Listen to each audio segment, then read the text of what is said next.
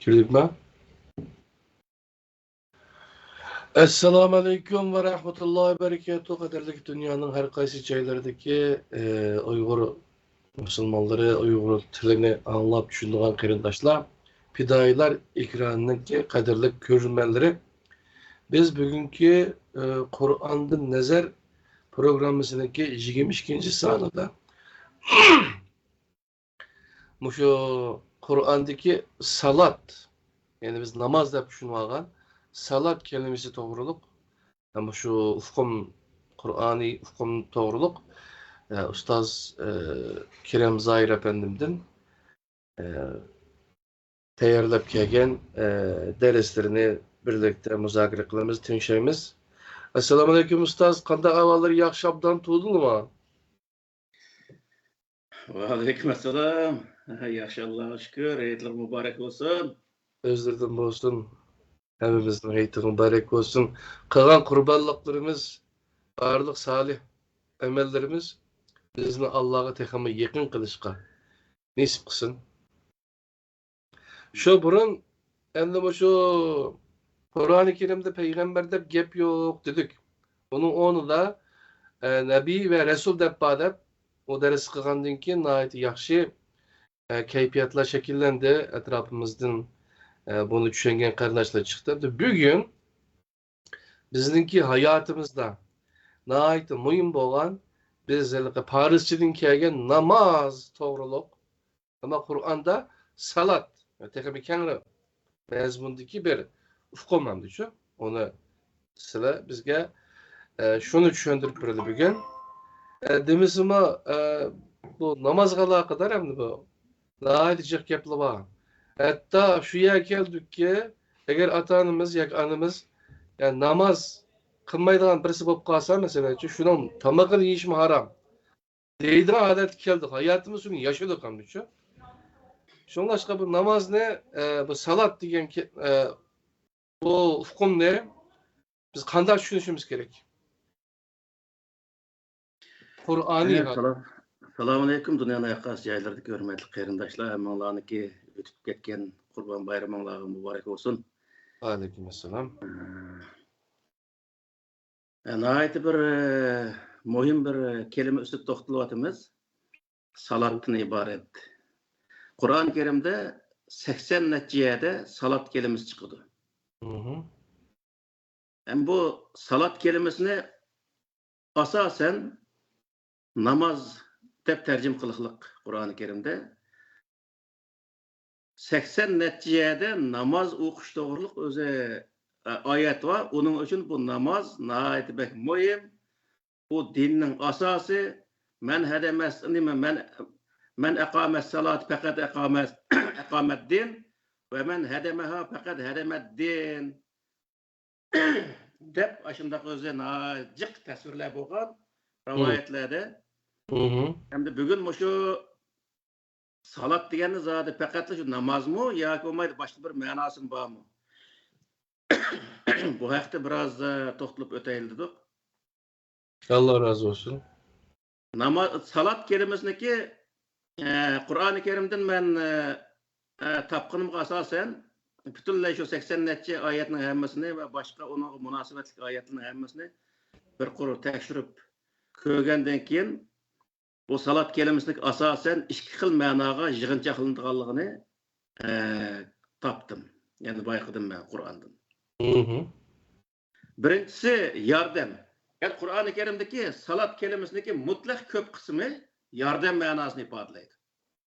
Yani aqimus salatu ve atuz zakat. Aqimus salatu ve atuz zakat degan yerindeki asas kısmı zakat beriş orqali yardım qilish. Zakat beriş orqali yardım qilish degan ma'noni ifodalaydi.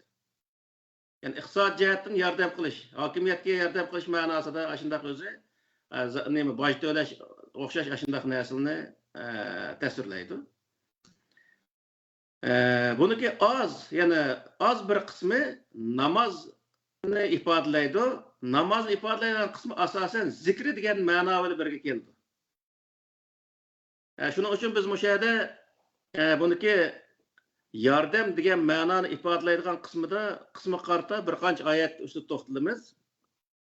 Estaizu billah Sure Ahzab'niki 56. ayetide İnnallâhe ve melâiketehu yusallûne alen nebî ya eyyühellezîne âmenû sallu aleyhi ve sellimû teslîmâ degan müşahede bir ayet var. Bu ayetni nurgun tercümelerde olsun, aşu tefsirlerde olsun Allah'niki melaikleri peygamberge rahmet kılıdı degan ma'noda Yardım kıladı mı? rahmet kılıdı degan ma'noda tercüme kılıklık. Ha. Ve ahirisi ya eyyühellezine amenu sallu aleyhi ve sellimu teslima deganning o'zini ey mu'minlar sizlar o peygamberge durud aytinglar deb tercüme kılıklık. Şunun için bu Türklerniki mayli Türkiye'nin içindeki olsun, mayli sırtındaki olsun Türk camiasındaki mutlak köp kısmı da zaten 99% sekin boludu. Başka özü milletlerindeki camilerde mi cuma günüsü muş ayet okulga vaqtida aqidullah pısıldap Allahümme salli ala Allahümme barik ala'nı koydu. Çünkü o peygamberge durud aytinglar deb tushungan bo'lg'achqa ular o'zicha payg'ambarga durud aytib Allohumma salli ala Allohum barik alani hamda o'qiyotgan hamda. Hatta buniki asli ma'nosi nima degan vaqtda Allohniki malayiklari payg'ambarga nabiyga yordam qiladi. Allah kitobini tushirish orqali malayik yana payg'ambarga kitobni vahiyni akib berish orqali. Hamda mu'minlar nima vazifat keladi degan vaqtda ya eyyuhellezine amenu sallu. Ey mu'minlar sizlar u payg'ambarga sallu degan yordam qilinglar. Va sallimu taslima. Va sizlar u payg'ambarga tushgan narsaga payg'ambarga tushgan Allah'niki Allah tushgan narsa malaik u payg'ambarga akagan narsa nima? Qur'oni Karim. Yani Peygamber Aleyhisselam'a ekleyen nes Kur'an-ı Kerim. Aşı Kur'an-ı Kerim'e sellimu teslima. Tuluk teslim bulunla. Tuluk boysununla aşı Kur'an-ı Kerim'e aşı Peygamber ekleyen nesin tuluk boysunun oldu yani. Yani bu yerdeki sellu ve la yusellunun işkilisi nemini bildirdiyse müşahede yardım kılış manasını bildirdi. O herkes mi Peygamber'e durut etiş manasını bildirmedi. Eğer o yerde muş ayetin okuyandıkken Allahümme salli ala Allahümme barik ala'nı okusa o adam özü günahkar olur desek oldu. Çünkü Allah bizni peygamberge yardım kılınlar dep bizni buyurvatsa yani şu vaktiki sahabalar devatkan söz bu. Yani peygamber yardım kılınlar dese o adamı kutluken Xuda sen yardım kıl. Xuda Yahudlar nime gelki Talut Calut bilen uruş kılış kılmanga vaqtida Fezheb ente ve rabbuke fekatila inna hauna qaidun degandek bir söz endi. Biz ayet verip uruş kılayla düşmanı yengip vatanimizni qo'lga alayla dese sen pervergarını verip uruş qilib kelgin biz mayda o'ltirib turaylik degandek siz o peygamberga yordam qilingiz ya sen yordam qil biz qilmaymiz uni sen o'zi qil degan gap endi. Shuning uchun bu halqi mazmun jihatdan ayeti cho'ng bir xatolik. Bundaq narsalarning o'zini bu Qur'ondan emas narsa Allohum salli ala Allohum barik ala deganni uning uchun bu oyatdan keyin yoki boshqa yerda bo'lsin o'qishning o'zi yoki namozdan keyinmi bu narsalarni o'qish to'g'ri emas degan gap. O hatta bazı imamlar acayip ne kıldı onun için. Hatta Allah mı aşı Duru Selam yollagan tutsa Muhammed öyle İslam'a. Bu İslam tutmaysa depçim. Allah bilen onu Allah bilen tenhalet ekiliştin tügül Allah'ın mı yukarısına çıkarıp algan gapte. Şunun için o verip Allah'ı peygamberdeki digini kıldıgan halet çıkıp algan gap. Yana salat kelimesindeki yardım ma'nosida keldigan yana bir ayet Sure Mudassirniki 43. ayeti. Bu yerde 40. ayetin başlığı vaxtida fi cennati yetesaalun Enil mujrimine ma selekekum fi sakar kalu lem nekum minel musallin ve lem nekun nut'imul miskin ve kunna nehuzu me'el haizin. Degan muş ayetning o'zida cennet ehli cennet kirgan vaqtda bir-birisiga savol qo'yishib, mujrimlar haqida, jinoyatchilar haqida savol qo'yishadi. Savol qo'yishgan vaqtda o mujrimlar ma selekekum fi sakar deydi. Sizlarni do'zaxga kirganga nima sabab bo'ldi? Nimishqa do'zaxga kirib qoldinglar degandan keyin qalu lem neku minel musallin. Biz namoz o'qimagan ekanmiz. Deb aşındaq deydi deb tercim qiliqliq. Aslida bu nima desa? Lem neku minel musallin ve lem neku nut'imul miskin. Biz yardım qilmabdi ekanmiz. Ya'ni miskinlarga tamoq bermabdi ekanmiz biz. Yakomay miskinlarga tamoq berish orqali yardım qilish degan bir ishni qilib boqmabdi ekanmiz. Uning uchun biz nima qildik? Bu do'zaxga kirib qoldik. Nemish qilgan o vaqtda desa va kunna nahuzu ma'al haizin. Biz mush dunyoda o'yin tomoshaga berilib ketishlarni qatorida bo'lib ekanmiz. Ya'ni dunyoga berilib ketganmiz biz o'yin tomoshaga. Uning uchun biz bu yerga kirib qoldik deyil endi. Mana mushaning o'zidimi? Mushak salat kelimasiga nima deydi desa, namoz o'qimabdi ekanmiz. Shunga jahannamga kirib qoldik deb ashunday tarjim qiliqliq. Tafsirlardan nurg'ullarda ashunday tafsir qiliqliq.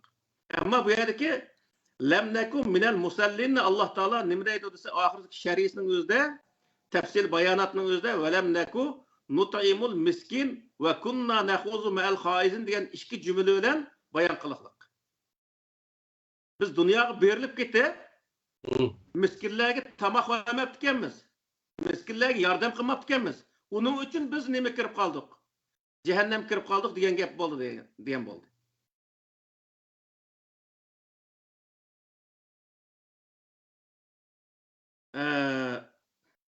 Yana birisi Sura Maun'daki 1-oyatidan 7-oyatgacha Araytellezî yukezzibu bid-din fezâlikellezî yed'u'l yetim ve lâ yahuddu alâ ta'amil miskin feveylun lil musallin ellezîne min salatihim sahun ellezîne hum yurâûn ve yemna'ûnel ma'ûn degan şu ayet muş suraning o'zidimi Alloh taolo deyaptiki sen dinni yolg'onga chiqarayotgan insonlarni ko'rdingmi? Fezâlikellezî yed'u'l yetim. Bu dinni yolg'onga chiqarayotgan insonlar yetimlarga yaman qaraydigan, yetimlarni dushkalaydigan bundaq insonlardir. Wala yahuddu ala ta'amil miskin. Ve ikkinchi sifati uniki miskinlarga tamoq vermaydigan bundaq insonlardir. Hem oxirisida bular endi fawaylul lil musallin.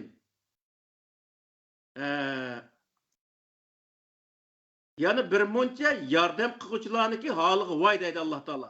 Ular qanday odam bilsa, ellezina hum an salatihim sahun. Ular birinchidan yordamni suxol qiladi. Yordam qilsa yo'q. Faqatla suxol qiladi. Nima uchun qilib qoladi o vaqtda yordamni? Ellezina hum yura'un. Riyo boshqalar ko'z uchun qiladi. Agar unda boshqalar ko'z uchun qildigan ish bo'lmasa, u hayotda hech bir zaman yordam qilmaydi degan gap. Riyoxor ve yemna'unel ma'un. İkinci sifat nima? Ular o'zi boshqalarga yordam qilishni to'sadi.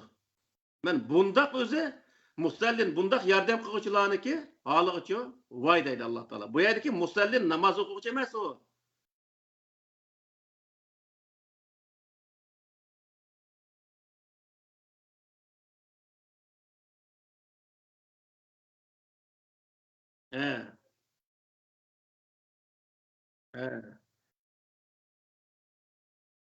Hem de yeni bir ayette Tövbe suresindeki 5-ayeti Feyzen selehel eşhurul hurumu fektulul müşrikin heysu vecettumuhum ve huzuhum ve hsuruhum ve kudu lehum kullu mersedin fein tabu ve ekamu salatu ve atavu zakate fehallu sebilehum innallaha gafurur rahim degan bu ayetinin özü değil mi? Müşahede ve ekamu salate degan kelimesi to'xtalamiz. Yani urush haram yani urush qilish haram qilingan oylar o'tib ketgandan keyin bu yerdagi urush qilish haram qilingan oy deganning o'zi bir ay olup maxsus urush qilish harom qilinganligi bekitilgan bundaq bir ay yo'q Qur'oni Karimda. Shu oyning ichida urush qilishni harom qiladigan shartlar bor. Uni degan vaqtda ikki taraf, ya'ni shu vaqtda ikki qabila, hozirgi vaqtda ikki davlat falan aydan pustani aygacha oraliqda urush qilmaymiz deb kelishim tuzgan bo'lsa, u ikki davlat bir-birisi bilan urush qilish nima bo'ldi shu vaqtda? Shu ayning ichida urush qilish harom bo'ldi, to'g'rimi yoki? Buni deyapti Alloh taolo. Faqtulul mushrikina, yana shu muddat o'tgandagi urush harom qilingan vaqt o'tgandan keyin faqtulul mushrikin haysu wajadtumuhum. Mushriklarni topgan yerda ularning o'zini qatl qiling deydi. Qatl degandan bu yerda nima bildirdi? Qatlning ma'nosi nima degan vaqtda Alloh taolo buni tushuntirib, va xuzuhum vahsuruhum waqudu lahum kull marsadin deydi. Alloh taolo bu faqtulul mushrikina degan oyatning jumlaning o'zini sharhlab bayon qilib, mana bu 3 tal ma'no bilan o'zi sharhlaverdi. Ya'ni ularni tutinglar. Tapqayet ularni tutinglar, vahsuruhum yo'lin to'singlar, waqudu lahum kull marsadin.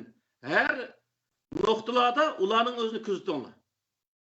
Ya'ni bir yerni ishg'ol qilgandan keyin ular u yerda u yerning xalqini hokimiyatga to'liq bo'ysundirib qo'yish oraliqda harbiy holat yurgizadigan gap. Harbiy holat yurgizgan vaqtida muomalaga o'tib yurib, bir-birisi bilan hamkorlashib, hokimiyat qarshi bir kuch to'plashning oldini olish uchun to'sadigan gap, askarlarni tutib so'laydigan gap, har yerda ularni kuzatib nazorat qiladigan gap. Fa in tabu, agar ular sizlarga qarshi turishdan-chi yansa, tabu. Ve aqamus salate ve atavuz zakate. Ular boj to'lash orqali yordam qilishni barpo qilsa. Yani davlatga biz boj to'laymiz deb bojni to'lashni ustiga olsa, qanday qilamiz vaqtida deydi? Fakhallu sabilahum. Ularni yo'li qo'yatinglar. Yani hokimiyat bo'ldimi? Hokimiyatni biz e'tirof qildik. Bu hokimiyatning qonun prinsiplari hammasiga biz bo'ysunamiz. Bizning ustimizga tushgan o'z vazifani biz ado qilamiz. Bo'ldi, sizlarga biz qarshi chiqmaymiz desa, u vaqtda ularni yo'li qo'yatamiz deydi Alloh taolo. Bu yerdagi aqamus salati degan nima desa, aqamus salatining o'zini aqamus salat va atuz zakat deganning o'zi bu yerdagi iqtisodiy o'zi vazifaning o'zini, iqtisodiy majburiyatni bo'yniga elib, uning o'zini biz beramiz deb bo'yniga olsa degan gap bo'ldi bu yerda. Yani iqtisodiy yordamni maqsad qildi Alloh taolo bu yerda.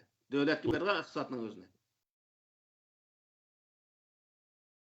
Yani bu yerda ular o'zi aqamus salata deganning o'zini, yani namoz o'qisa deb tarjima qilgan vaqtida, misol Makkani payg'ambar alayhisalom fatih qilgan vaqtida birinchi bu yerda faqtul mushrikin haysu wajadtumuhum degan oyatga xato tarjima qilib, mushriklarni qayerda topsangiz shu yerda o'ltiringlar deb tarjima qilgan. Ama Peygamber Aleyhisselam Mekke'ni fetih qilgan vaqtida hiçbir mushrikning o'zini o'ltirmagan aşağıda. Kirgan vaqtida bir 10-15 odam o'lib ketgan, ham qarshi turgandan keyin, lekin uni fetih qilib tamamen o'z ishg'oli ostiga olib bo'lgandan keyin hech qanday Peygamber Aleyhisselam u yerda bir odam o'ltirish ishlarini olib bo'lmagan. Ham shu vaqtda Peygamber Aleyhisselam faqtulul mushrikina deganning o'zini tushunmaganmi? Çünkü Allah Teala ahirette ve huzuhum ve hsuruhum ve hudu lehum kullu mersedin diyen ahiretteki şeriyesine qarab, yani düşendirişi qarab Allah Teala belki düşençeyi qarab Peygamber Aleyhisselam faqtulul müşrikin degandeki ma'nosi ma'uke deb ishni mo'shunda qilib qo'ygan. Hem o Mekke'deki insanlar Peygamber Aleyhisselam'daki yani şu ayetdeki tuğnuğandaki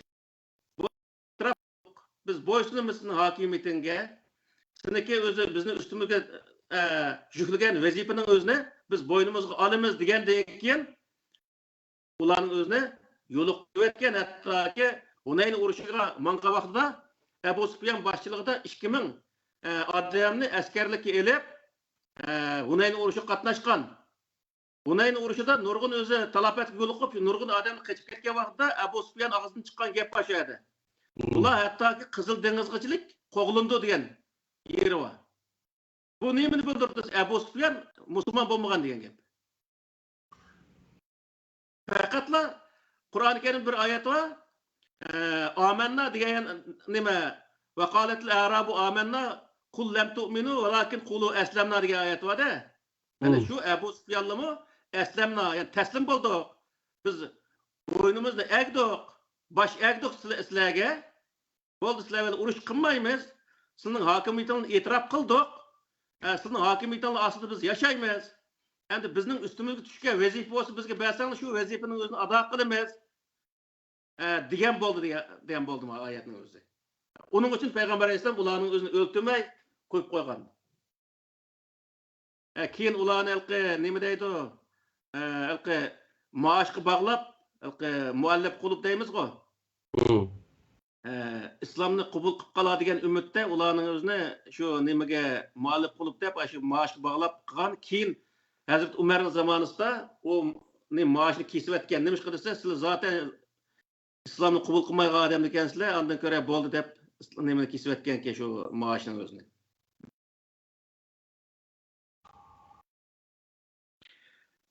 Yana Kevser suresidagi 1-oyatning 3-oyatigacha İnna a'taynakel kevser fesalli li rabbike venher inna şani'eke huvel abtar degan mushalik salli degan oyatning salat kelimesini Rabbinga namoz o'qib qurbonlik qil deb tarjim qiliqliq. Bu tarjiminiki oxirisi inna şani'eke huvel abtar deganing o'zi sizning dushmaningning oxirisi uzukdir degan bilan bu degan kelimadagi bergan tarjim hech bir zaman bog'lashmagan shu vaqtning o'zida. Bu aslında biz sana nurgun nereden berdik? Meyli maddi, manevi olsun, nurgun nereden berdik? Feselli li rabbike venher. Şu biz bergen neslerden Rabbin için yardım kıl. Rabbin etken yolu boyunca yardım kıldı, yardım kıl. Kandak yardım kıldı? Venher. Şu vakıda göçpöş, un, güreşke okşaş neslerin başka yardımcının özüne bunu kurbanlıkta bir kurbanlık balkı alıp kolup deyip kişilerin kalbini özünemege İslam'a mayıldaş ya ki hiç olmasa Müslüman taraf turgan adet ekiliş için bunu kıldığın ya bazı balkı Avrupa'da Kızıl Cemiyeti deyimiz Müslüman memleketleri Hilal Aydem'de memleketleri var. Baş cemiyetinin işlerinin hem dese muallif kılıp baş devletindeki insanlarını özündeki bir yaxşılık kılışı bilen ularını öz tepkiye maylı kılış arkalık devletini özüge yakınlaştırış. Bundak maksatda el verildi. Benim bunun özellikle muallif kılıpның bir kısmı. Ben her diyenin özü tögü suyuşunun özünü bildirdi. Tögünü suyup başkalarına yardım kıl. Mesela başka her qanday yerda bergan qo'l olgan qo'ldan ustun turdi emasmi? Unda bo'lgandiki bir narsa bergandan inna shaniyaka huval abtar. Shu vaqtda sizning dushmanlaringniki oxirisi uziladi. To'g'ri. Dushmanning oxirisi uzilma desa, insonlar mard bo'lish kerak, boshqalarga yordamni yaxshi qila oladigan bo'lish kerak shu vaqtda. O yegan bo'lgandan bizga mushukniki 100 to'van degandek herhalde biraz olsun BG adamga qarshi turmay chiqib turgan gap. Şu bu yerdagi fasalli deganning o'zimi yordam qilish degan gap. Sura Baqarniki 3-oyatida Ellezine yu'minuna bil g'ayb ve yuqimuna salata ve mimma razaqnahum yunfiqun degan mush oyatning o'zimi bu yerdagi salat kelimesimi nima desa yordam. G'aybga ishonadigan ve biz bergen rızkını Allah kösetken yana. Biz kösetken yol boyunca yardım kıldıgan, yani yardımını tişleydigan bunda adamlarga Kur'an-ı Kerim'deki hidayet buluşu da şek yok diye mananı bildirdi. Kur'an-ı Kerim'de zaten akimus salat ve atuz zekat diyen kelimelerindeki, şu cümlelerindeki %70-80% asasen yardım kılış manasında geldi. Çünkü ahirinde yordam ma'nosidagi, ya'ni iqtisod jihatdagi yordam ma'nosida uni shariylagan oyatlar bo'lganligi uchun. Hamda salat kelimasidagi ma'naviy jihatdan yordam qilish ma'nosi bor. Moddiy va ma'naviy jihatdan yordam qilish ma'nosi. Yani asosan yordam qilish ma'nosi, ammo ma'naviy jihatdan yordam qilish ma'nosi yo'q degan vaqtda Sura Tövbiniki 103-oyatida "Xuz min amwalihim sadaqatan tutahhiruhum ve tuzakkihim biha ve salli aleyhim inne salateke sekenun lehum vallahu semiun alim." Bu ayetin özü Allah Teala ne deydi dese, sen ularniki iqtisadidan sadaqa al. Yani ularniki bergen nersi, devletki bergen nersi sadaqa hesaplandı. Ularga koyulgan mecburiyet zakat hesaplandı. Tutahhiruhum ve tuzakkihim. Şu vakti sen ularning özünü paklaysan ve tuzakkihim.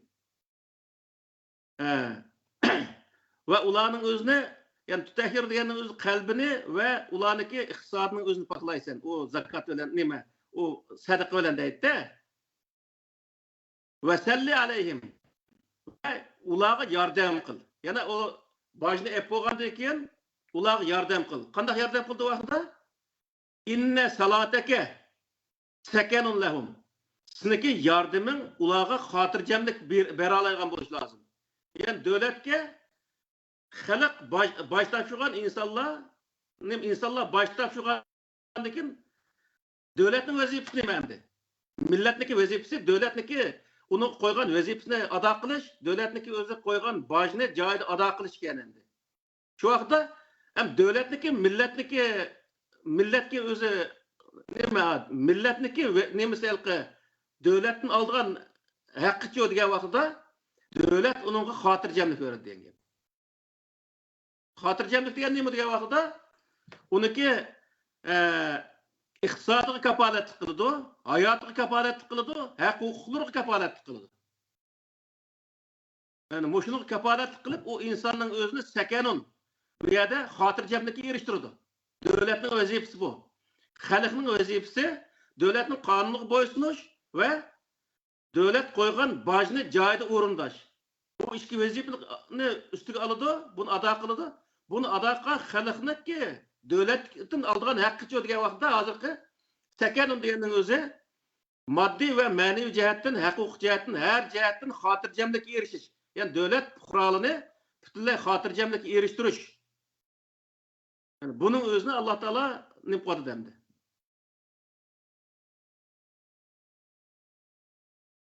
Allah her narsani anlıqçıdır, bilgüçüdür.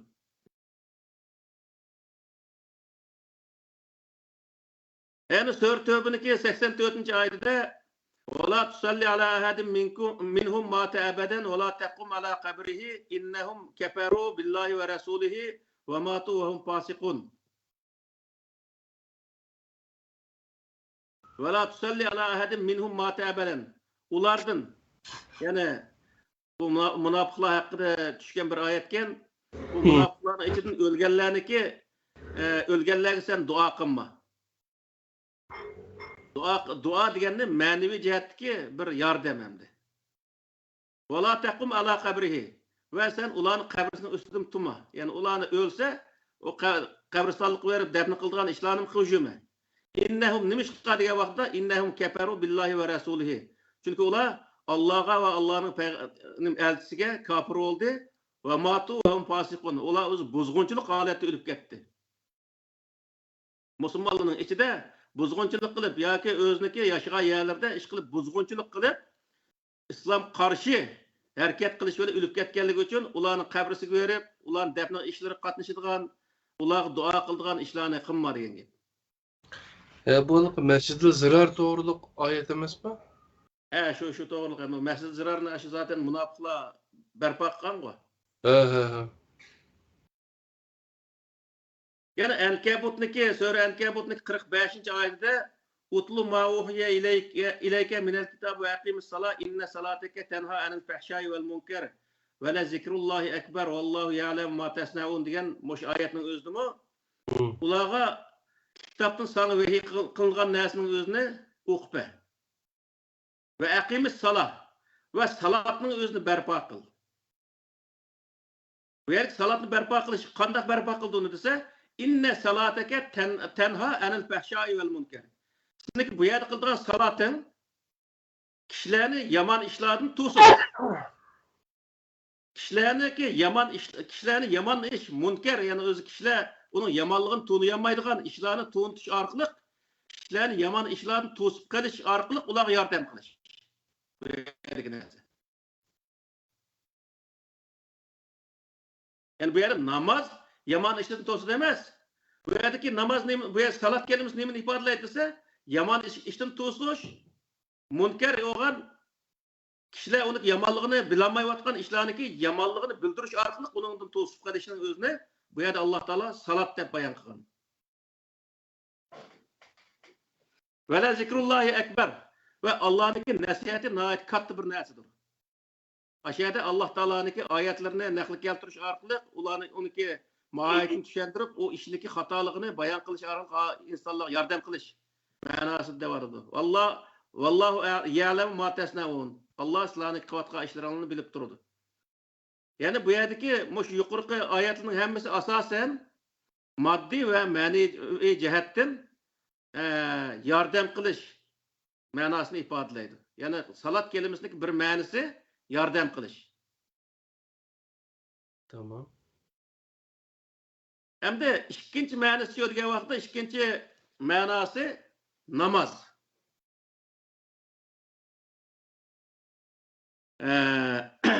Namazını qandaq hamda şu salat kelimesindeki namaz manası ifade eden qandaq bilimiz degan vaqtda Sure Tövbeniki 103. ayetinde "Huz min emvalihim sadaqatan tutahhiruhum." Yok. Bu başka gene. Bu tügepti. Namaz ifadesini bildirgan "Eqimis salat tarafayn nahar ve zulafen minel leyli innel hasenat yuzibne seyyiat zalike zikra lil zakire" diyen muş ayetin özde "Eqimis salate" diyen muş ayet salat namaz. Tarafayn nahar yani gündüzün iki tarafında namazını berpa kıl. Yani ekim diyen bir yerde tuluk oku diyen mananı bildirdi. Muş ayetteki salat kelimesi nemini bildirdiyse muş ayette namaz diyen mananı bildirdi.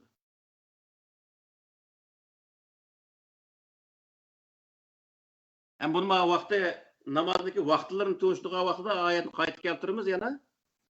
Şoň bu yer fakat namazını ifadeleydigan salat kelimesindeki namazını ifadeleydigan yerimi barmı diyen qarta bunu keltirgen boldum. Hem de namazniki Kur'an-ı Kerim'de ismi barmı? Yani Allah Teala Kur'an-ı Kerim'de namaz vakti belgilendiğin bir ibadet dedendi. Ayet var. Kanet inne salat kanet elel mu'minin kitaben mevkuta diyen ayetin özde namaz müminlara vakti belgilengen bir ibadet dedi. Hem şu vaxtda namazniki özü namaz diyen vakti belgilengen bir ibadet olan bolsa o namazniki ismilleri var mı Kur'an-ı Kerim'de mesela? Diye vaxtda Kur'an-ı Kerim'de ismi var. Sure Nur'niki 58. ayetinde "Ya eyyühellezine amenu liyestezinakumulledine meleket eymanukum velledine lem yebluğul hulume minkum selâse merratin min qabli salatil fecri ve hine tedâune siyabekum minez zahireti ve min ba'di salatil işâi selâsu evratil lekum leyse aleykum ve la aleyhim cunahun ba'dehunne." Muş ayetin özünde ahireti okuşunu kelimesi yok. Allah Teala namazını yani üç namazniki ismini tilgagan. Yani Kur'an-ı Kerim'e asasen namaz, üçten namaz var diyen gel. O kası diye vaxtda biri salatul fecri, bomdat namaz. İkincisi zahir, pişim namaz. Üçüncüsü salatul işa, huttem namaz. Yani Kur'an-ı Kerim'deki asasen namaz, üçten namazniki ismi zikredildi. Mavu zahirinin özünü bazı yerde Salat vusta deb mi qarıldı? Salat vusta mı zaten etken bel keşnik otursun ki yani peşim namazını bildirdi.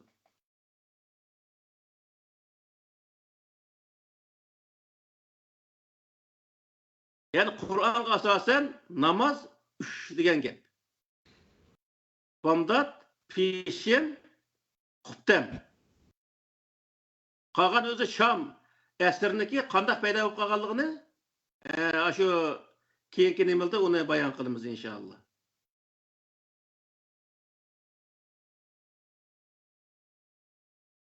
Endi namozning shakli bormi Qur'oni Karimda? Shu hozir qani sen Qur'oni Karimda hamma narsa bor desa, qan namoz bormi Qur'oningda deyotgan insonlar bormi edi? Şunu. Namoz bormi? Alloh taolo bir narsa qildisin. Buningdagi u Qur'onga uni yozmasin. Uni insonlar qanday qiladi?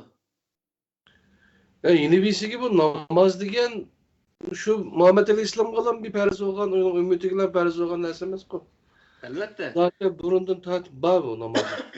Onundakin bu Kur'an-ı Kerim nime namaz, Adem Aleyhisselam'dan tartib bütün peygamberler düşken kitapta bir ibadet bo'lg'achqa Kur'an-ı Kerim burun kitaplarını tamamen tasdiqlaydi. Shundaqmi yoki? Shundoq. Aş kitaplar neyim bo'lsa Kur'an-ı Kerim'de şu bor degan. Demek aş kitaplarda bor namazniki namaz, benim üç namaz degan. Bunun o'zi Peygamber Aleyhisselam'daki o'qigan nemiz bormi, üç namaz o'qigan yeri bormi degan vaqtda bor. Peygamber Aleyhisselam Mekke'deki zamanlar tamamen üç vaqt namaz o'qiganligi ve hatta ki Medine'den Mekke'ye berip Mekke'ni fatih qilgan vaqtida Muzdalifada bir qatim, Arafatda bir qatim, ikki vaqt namozni ikki yerda o'qiganligi, Bomdodda atgalikda o'qiganligi, üç vaqt namoz o'qiganligi to'g'riliq maxsus o'zi, nihoyat mashhur buning o'zi. Buni endi 5 namozga aylantirolmay u yerda, yo'q, o peshim vaqtida juplab o'qigan, xuftamni vaqtida juplab o'qigan, aslida 5 demakdan maqsad u yerda. Bu Allah Teala o yerde sen namaz vaktimi belgilep koydun o peygamber berip sen belgilep koygan ben ikisini özünü koşup okuyayım dedim de o yerde. Undaq bir peygamber emez ki o. Şunun için bu yerde ne derse Peygamber Aleyhisselam'daki yani bütün aşı Moğol'un hemisi bildiğin en meşhur rivayetinin özüm ne derse Mekke'nin fethi kılındığı vaxtıda Mekke fethi kılındığı vaxtıda değil ya ki Peygamber Aleyhisselam Hacip Aliyip'ni etbağa vaxtıda qıgan o'qigan namazı eteylik bomdat peshim xuftamni qo'ydi. Yana jumaning o'zida hech bir zaman juma namoziga yana miyomil iza nudiya li salat miyomil jumati fasawla zikrullahi va zarul bay degan oyatning o'zida juma namoziga azon chiqqan vaqtida yana juma namozi chaqirilgan vaqtida degan aşınlık kelgan vaqtda bütün shu nimalar hammasida peshim o'qiydi misol. Peshimni yani juma kunisi peshimni jamoat bilan o'qigan bir namoz degan gap endi. Juma namozi deb ayrim bir namoz yo'q. Juma kunisi peshimni jamoat bilan o'qigan namoz degan ma'noni bildirdi.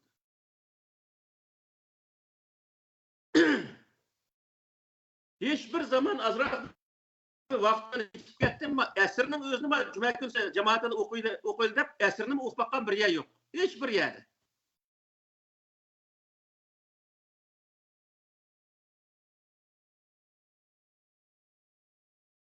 Şunun için bu yerdeki Kur'an-ı Kerim tasvirlagan Kur'an-ı Kerim'nin içindeki namaz qanchasi 3 vaqt namoz, 3 tal namoz. Bomdat, peshim, xuftamdan iborat. O 5 vaqt o'qisa o nima qilmaydiganda, ziyon qilmaydiganda. Endi bu yerdeki narsa nima degan vaqtda bizga farz qilinganini insonlar bilish kerak. Bizga farz qilingan namoz 3 vaqt ekanligini, uning sirtida nafl qilib qancha mingni o'qib oladi, uning ishimiz yo'q. O'qimda o'qimamda ammo o'qiydigan namoz, o'qimiz bo'lmaydigan namoz 3 vaqt namoz degan gap. Hozir bu namozdagi vaqtni nima qilamiz? Shu vaqtning o'zida yana aniq qilib chiqdi bu. Bu şu dersde bulamdı ya keyingi ders bulamdı namaz vaqtlar to'g'ri. Shunda bo'ldi. Ben qilmaymiz va so'zlashni hojati yo'q. Zaten Ayetning o'zi ifodalab turdi uni. Hem namazning shakli-chi? Rivayet olmasa biz namazı qanday o'rgatdi? Namazni shu payg'ambar alayhisolamning rivoyatlarini o'rganamiz. Namazni butunlay to'liq tunishtirgan bir tal rivoyatni akbaqsin rivoyatchilar. Hech qanday yeri yo'q. Baştan ayak desler. Rivoyatdan namozni o'rgandim degan bir talmi odam yo'q. Shaxsan men o'rganmadim, rivoyatni o'rgangan namozim yo'q. Uni da rukuni qanday qilsa, sajdani qanday qilsa, uni tasbihni qanday aytsa degan narsalarning hech qanday yo'q o rivoyatida. Acayip. Şok. Namozniki shakli qanday degan vaqtida qasi oyatkina buniki nemisini yozmay qolibman-da. Ve iz bevve'na li İbrahim'e mekanel beyti Allah tüşrik bi şey'en ve tahhir beytiye li taifin vel qaimin ve rükâ'i sucud. Bunu o ayetniki nemisini özünü tepip özü nemis quvas boludu. Eğer izlengen adam olsa ayetniki qas sörkelligini yazmay qolibdim-chi. Tapalaydım şunun özüne. Biz İbrahim'e Beytullah'ın o'rnini bergan vaqtimizda tayinlab bergan vaqtimizda nima degani edi? O'zi Allah tushrik bi shay'a.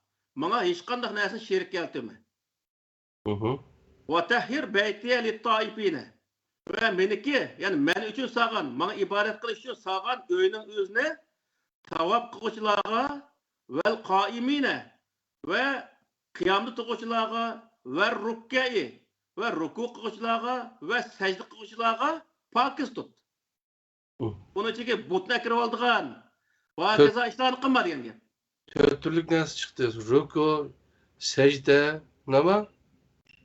Taifin endi bu halqi hajiga munosabatli oyat.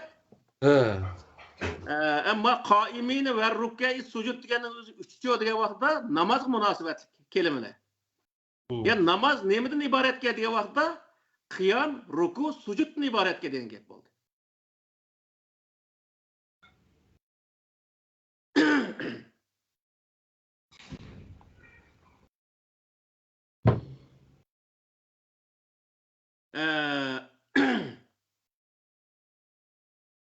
Hem de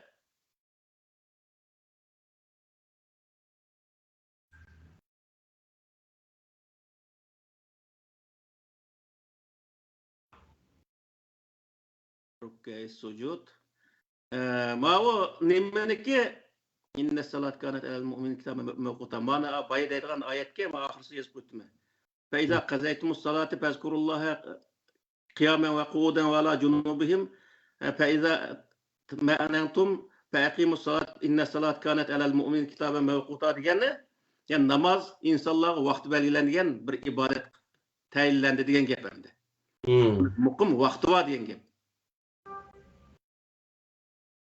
Endi bu namozniki hozir men namozniki ruku sajdalarniki nemisini rakat sonini men oxirisiga yozdim. Men namozning ichida o'qildiganni men oldi yozdim. Shuning o'zini tushuntirib o'tay. Sura Isroniki 100 qancha? 108-oyatidan 111-oyatgacha 4 oyat ekan. O'sha oyatning o'zida 5-ni o'qiyay. Ve bil haqqi enzelnahu ve bil haqqi nazal ve ma erselnake illa mubashiran ve nazira. Biz Kur'an-ı Kerim'nin özüne ve bil haqqi enzelnahu. Hakikatga uygun tushuduk ve bil haqqi hakikatni nim qildigan ameliyatni hal qiladigan shakl tushuduk ve bil haqqi nazal. O Kur'an-ı Kerim'mi ameliyatga uygun düştü. Haq deganning o'zi amaliyotda bo'layotgan voqelik qarta deyilgan gap. Va ma arsalnaka illa mubashiran va nazira. Biz seni faqatla insonlarga xush bisharat berdigan va ogohlantirgan inson qilib evet. Yani payg'ambar yani elchi qilishdagi maqsad nima degan vaqt elchilikning vazifasi insonlar Qur'oni Karimni yetkazish, uningga ergashganlarga uning oqibati yaxshi bo'lganligiga bolduğanlığı bilen ergeşmegenlerge onun ahireti naiti öze yaman bolduğanlığı bilen bişaret beriş. Ve Kur'an'ın qara'nahu li taqra'ahu alen nasi ala maksin ahir taraf okuyor ne? Kul aminu bihi ev la tu'min innellezine utul ilme. Ve yekulune subhan rabbina in kana va'du rabbina lemef'ula. Ma o ayetin özünde innellezine utul ilme min qablihi iza yutla aleyhim yahirrune lil ezqani succeda. Yani ehli kitaplar doğruluk devat Allah Teala ehli kitaplardan onun ehli ilimlerine Kur'an-ı Kerim okulga vaqtida ular öz secde qilgan holatda, yani özünü beşini yayıp koygan holatda secde qilib nim deydi dese ve yekulune subhan rabbina in kana va'du rabbina lemef'ula. Biz nim deymiz o yerde? Ruku secde qilgan chaqda biz nim deymiz? Subhan rabbiyal azim, subhan rabbiyal a'la deymiz, değil mi yaki? Doğru. Kur'an-ı Kerim ne dedi? Subhan rabbina in kana va'du rabbina lemef'ula deydi. Yani biz ruku secde qilgan vaqtida tesbih etgan vaqtida, yani subhan rabbiyal azim, subhan rabbiyal a'la desek mi boludu? Ama Kur'an-ı Kerim'de bizge zikr kılınğın nima degan vaqtida subhan rabbina in kana va'du rabbina lemef'ula deb aşında deydi. Yani sizlar aşında desanglar boludu degenge. Ve yahirrune lil ezqani yabkunu ve yaziduhum huşu'a. Ula özüneki yüzü bilen, yani öze secde kılattı ula. Yahirrude yıkılır degen gap, yani secde kılattı. Secde kılıp yabkunu ve yaziduhum huşu'a. Allah Teala'ga nal kılat, yığlaytı degen gapning öze tezarruq kılattı aşağının özde. O ehli kitaplar deydi. Ve ulaga faqatlı bizniki bu okulgan Kur'an'ımız nemini ziyade kılattı? Texin bek kemterlikini. Allah'ın aldığı texin bek kemter oluşunun özüne ulaga ziyade kılattı. Yani bu yerde biz ruku secde qilgan vaqtida o'qiydigan narsa nima? Subhan rabbina in kana va'du rabbina lemef'ula degan bu shu jumlani o'qishimiz nihoyat to'g'ri bo'ldi degan gap. Qul ud'ullaha aw ud'ur rahman ayyaman tad'u lahu falahul asmaul husna. Sen Allah'a öz dua qil yoki bu yer dua deganimiz ud'u deganimiz Allah deb o'zi ismini ata yoki olmaydi Rahman deb atsang bo'ladi. Ayyaman tad'u falahul asmaul husna. Qandaq bir yerda kan nemi deb atashdan qat'iy nazar faqat Alloh taolaniki go'zal ismlarini atsang bo'ladi deydi. Namozning o'zida nima desa Allohu akbar desang bo'ladi degan gap. Yoki Allohu kabir, yoki olmaydi Allohu rahman, yoki Allohu rahim, yoki Allohu karim degan bu shu ismlarniki Alloh taolaniki Qur'oni Karimda zikr qilingan asma ismi sifatlardan qasini atsang bo'laverdi degan. Valat endi biz şu Allahu ekber bilen adetlenip geldik endi. Eğer bir yerde Allahu Rahim, Allahu Kerim deb o'qigan bo'lsa-mi, bu mu to'g'ri o'qiyapti deymiz degan gap bo'ldi. Ve la tejher bi salatika ve la tuhafit biha ve betagi beyne zalik sabila. Sen namazını otur hal oku.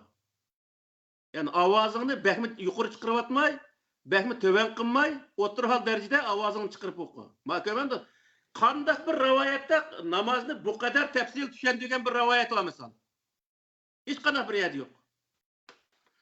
Va qul va sen namozingda yani qiyam turgan vaqt nima o'qiymiz?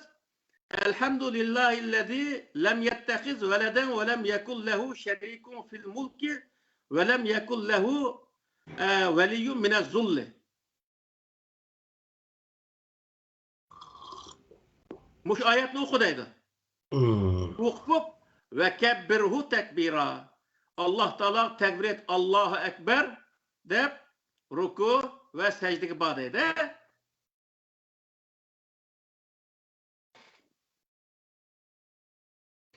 Yani namazda, Kur'an-ı Kerim'de namazda nemi okuyduğanlık. Kançılık avazda okuyduğanlıkını tatip etti ki. Kandak isimlerini namazda kollanışkı bolduğanlık hakkını tatip, hemmesi öz Kur'an-ı Kerim'de tafsil bayon qilingan degan gap.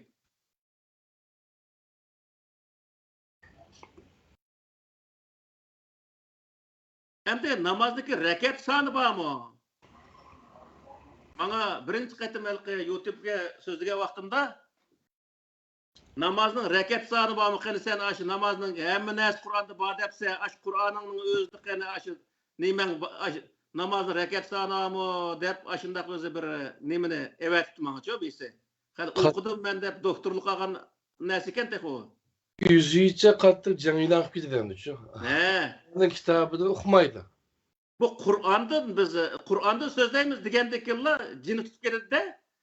Aslida Qur'onda so'zlash kerak deyish kerak o insonlarni. Sen Qur'onning sirtiga chiqdingmi, hech nima hal qila olmaysan degan. Endi namozniki rakat soni Qur'onda bormi degan vaqtda rakat soni va o'qilish usuli, ya'ni ruku va sajdaning qancha, rukuning qancha bo'lishi, sajdaning qancha bo'lishini tortib. Misoli Qur'oni Karimda bor.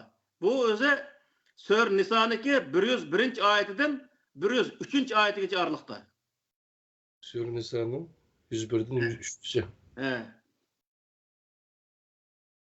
Sur Niso'niki 101-oyatida ve iza darabatum fil ardi falaysa alaykum junahun an taqsuru minas salah in khiftum ayyatinakumul ladina kafaru innal kafirin kanu lakum aduwwan mubina.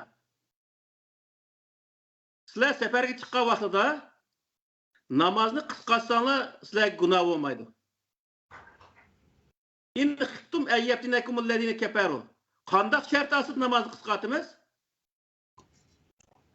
Kafirlar sizlarga tahdid solgan vaqtida. Siz tahdid asida qilib qolgan vaqtida namozni qisqartsanlar bo'ldi. Ya'ni safarga chiqqan vaqtida o namozni qisqartish degan bir narsa yo'q. O ayet hayotimiz qandaq bir yerda xavf asida yoki tahdidga duch kelsa, shuning uchun namozni qisqartsak gunoh bo'lmaydi degan. O ayetdeki sefer degan ama şu harbiy yurishmika qilgan. Bu harbiy yurishga ma'noda, ammo shu in xiftum ayyatinakumul ladina kafaru degan xiftum degan shu jumla mush kelime hayotga tahdid. Masalan, uyda men namozni boshladim. Başlap endi bir rakatni yerim qapagan vaqtda dazmoldan uyga o't ketdi. Shu vaqt 2 rakat namozni o'qiyman deb o'ltirmay, bir rakatni tugitib lekin turib oyda o'tni o'chirishim kerak men.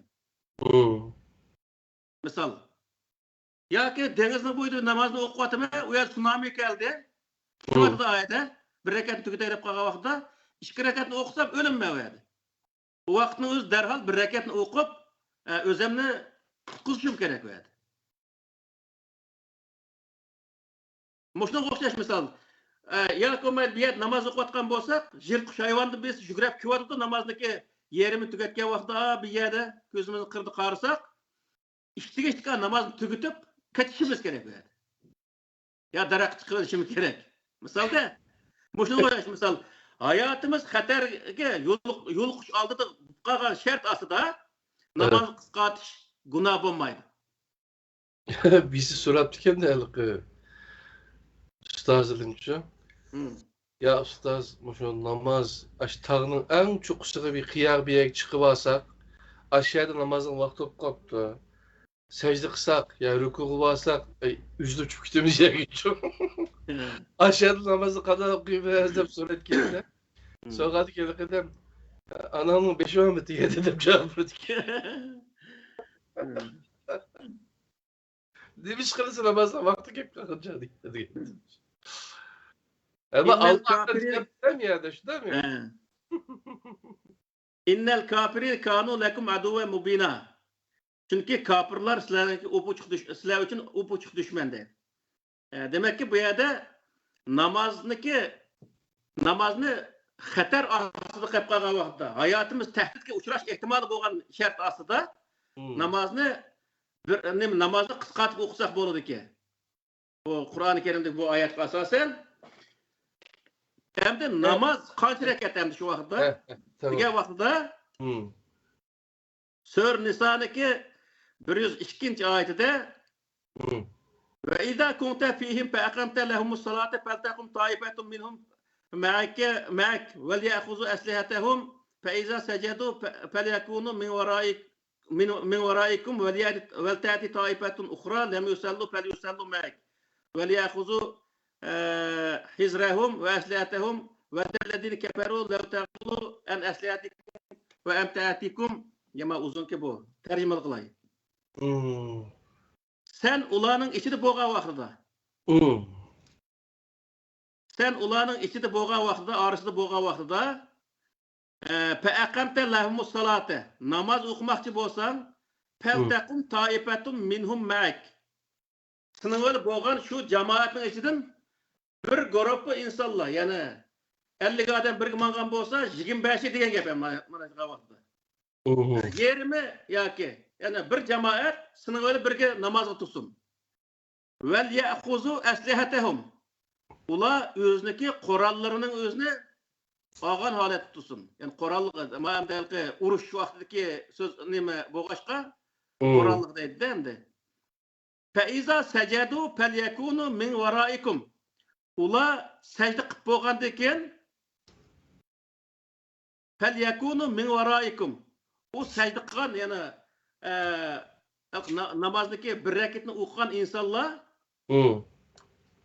sizniki orqangizga o'tib tursin. Orqangizga deganning o'zi ular alqi mudofaaga demdikmi?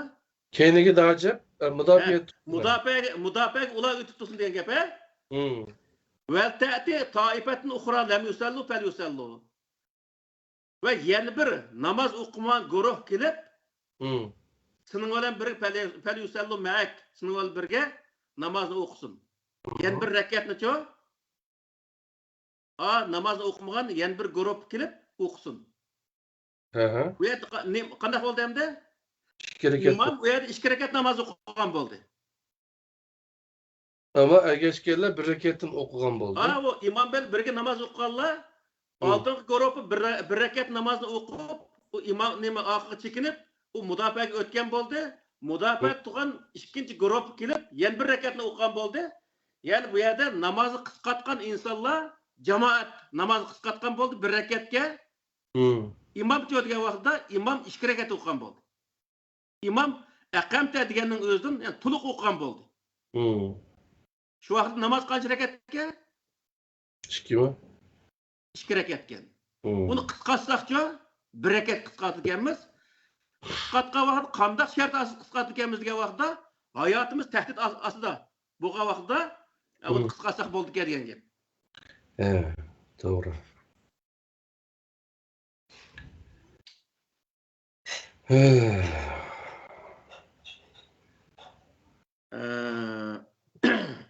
Başka bir ayet mi baktı mı şu reketeyinde çıkan da o şunda bir ben onu tapamadım.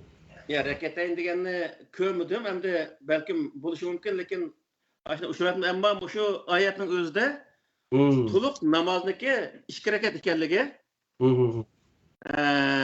Tamam. Qisqartilgan namozniki 1 rakat ekanligi bu Qur'oni Karimda bayon qilingan.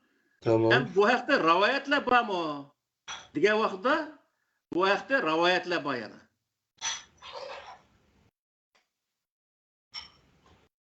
O vakti bile farz kılın diye ayet başına akışlan bakayım. O vakti bile farz kılın diye tamam bu şu ayetin akışlan. Ma o Ayşe radhiyallahu anhadan yana kılıngan rivoyatning o'zida nima deydi desa Farazallahu salata hina farazaha rakatayn fil hazri ve seferi fa uqirat salatu seferi ve zidat fi salati hazri ma seferi ma nima seferi fa uqirat fi salati seferi ve zidat fi salati hazri deb shunday bir rivoyatni debdamdi. Bunun o'zi nima desa Ayşe hanımızın kılıngan rivayetinin özde namaz aslida farz kılıngan vaqtda yani Allah Taala farz qilgan vaqtda 2 rakatni farz kılıngan. Her vaqt namazçı, her vaqt namaz 2 rakatni bunda farz kılıngan. Summa zidat. Keyin ziyada kılıngan. Qachon o? Onun hiç bir vaqt bermagan yoki faloni sababdan ziyada kılıngan degan hech qanday narsa yo'q. Bu demek ki yani Peygamber Aleyhisselam'da keyin. Hatta Ebu Bekir Umar'dan keyin ziyade kılınan yani şu Muaviye'nin zamanlarında ziyade kılınan bir nersemdi o. Ama Peygamber Aleyhisselam'daki Mekke devrinde bütünlay namazı işki rekat okuganlığı tuluk özü bütün rivayetli var bu nerse. Onundakin özü Medine devrinin özde 4 rekatga köpeytilgen degan to'g'riliq nayt özü az bir narsalar bor. Ve lekin Medine döneminin özde nima sebepten köpeytilgen to'g'riliq hech qanday narsa yo'q. Demek ki bu yerdeki narsa nima degan vaqtda Peygamber Aleyhisselam onunla özü işki rekat 4 rekat qilgan emas hayoti bo'yicha. Çünkü Allah Teala işki rekat o'qi desa Peygamber Aleyhisselam ise işki degan ben 4'ni o'qiyotgan kishi deydigan bunday bir peygamber emas. Yani namaz, asıl namazın işki rekat ekanligiga aş 4 imam mı? Yani 4 mezhepning imamları mı ittifaqlı o to'g'riliq. İttifaq lekin onun içinde şu ahirki işki rekatning farz değil emas mı? Peşimlikini aldık işki rekatni nima qilib oxirsidagida imom Abu Hanifa'niki nimasida ve in sabbaha ev sakata jaza degan iboralar bor-ku o yerda. İşki rekatga so'ri qo'shib o'qiymiz deydi-da. Oxirgi işki rekat ko'rsa hech nima o'qimasimi bo'laverdi deydi-da. Çünkü oxirgi işki rekat namoz emas degan gap mana shu vaqtda. Çünkü Allah Teala Kur'an-ı Kerim'de sen o'qi desa, u yer o'qimasa Allohniki buyrug'ini ijro qilmagan bo'libdi u. Shuning uchun u Imom Azam ashuni ya degan ya demagan, lekin ashuni o'zini degan qilib o'lib ketgan odamga nimani dugusi davergan-ku. Yezib qo'ysa bo'ladigan gap Payg'ambar alayhisalom an dedi, Payg'ambar alayhisalom man dedi deb yezib qo'ysa bo'ladigan gap bo'lgan ekan, shunday o'zi aytib o'tgan.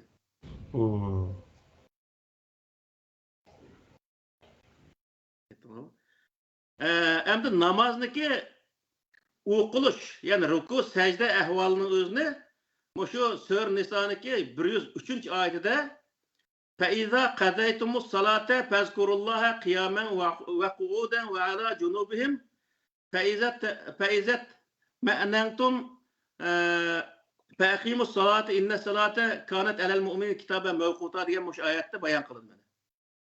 Sizlar namozni ado qilmoqchi bo'lsanglar, Allah Teala'nı zikr qilinglar.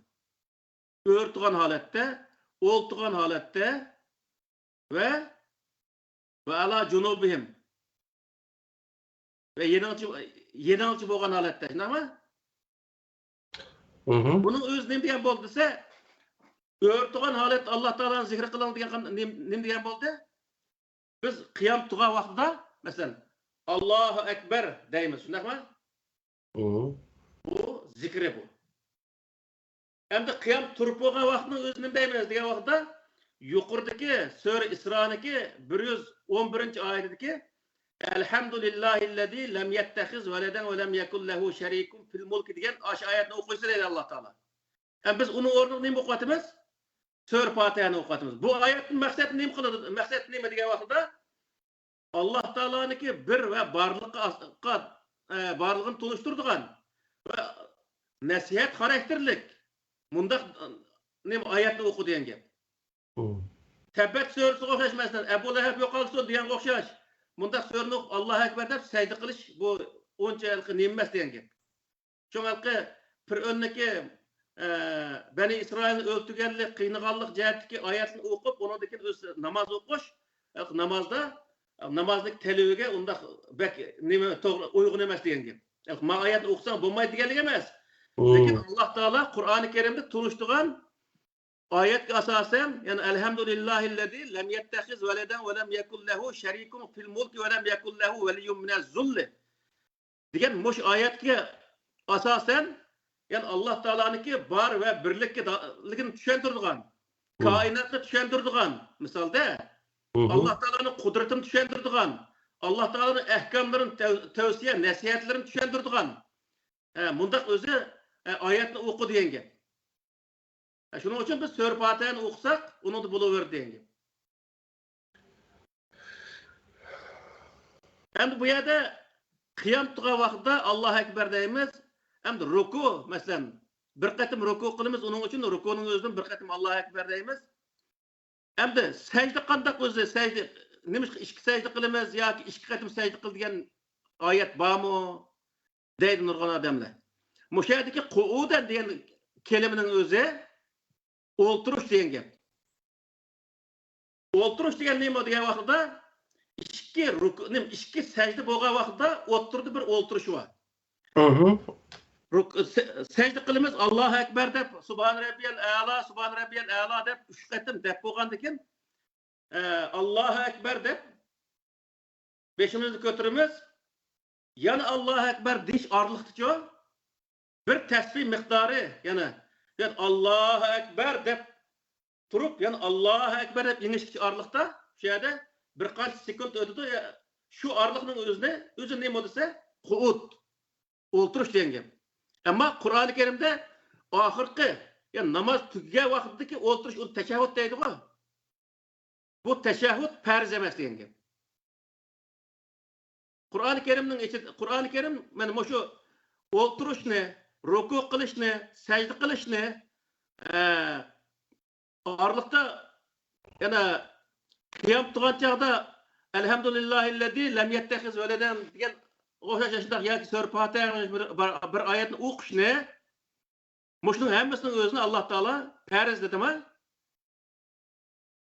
Agar oxirgi tashahhudning o'zi farz bo'lgan bo'lsa Kur'an-ı Kerim'nin içindeki bir tal farzını buzgan adam namazı buzgan buldu.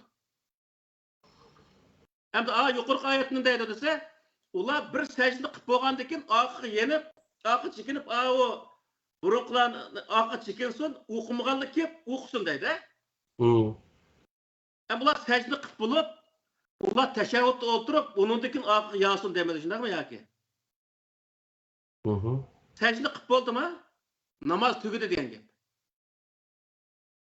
Hem bu yerde biz özümüz namaz chiroyli tugutib bu yerde Allah nima ilqi Rabbik birli vel valideyye vel mu'minin yevmi yaqumul hisab degan o'xshash yoki Sura Baqarning oxirisidagi Rabbana la tu'akhizna in nasina aw akhtana degan o'xshash mundaq o'z duo oyatlarini o'qib qilsak u bo'laverdi.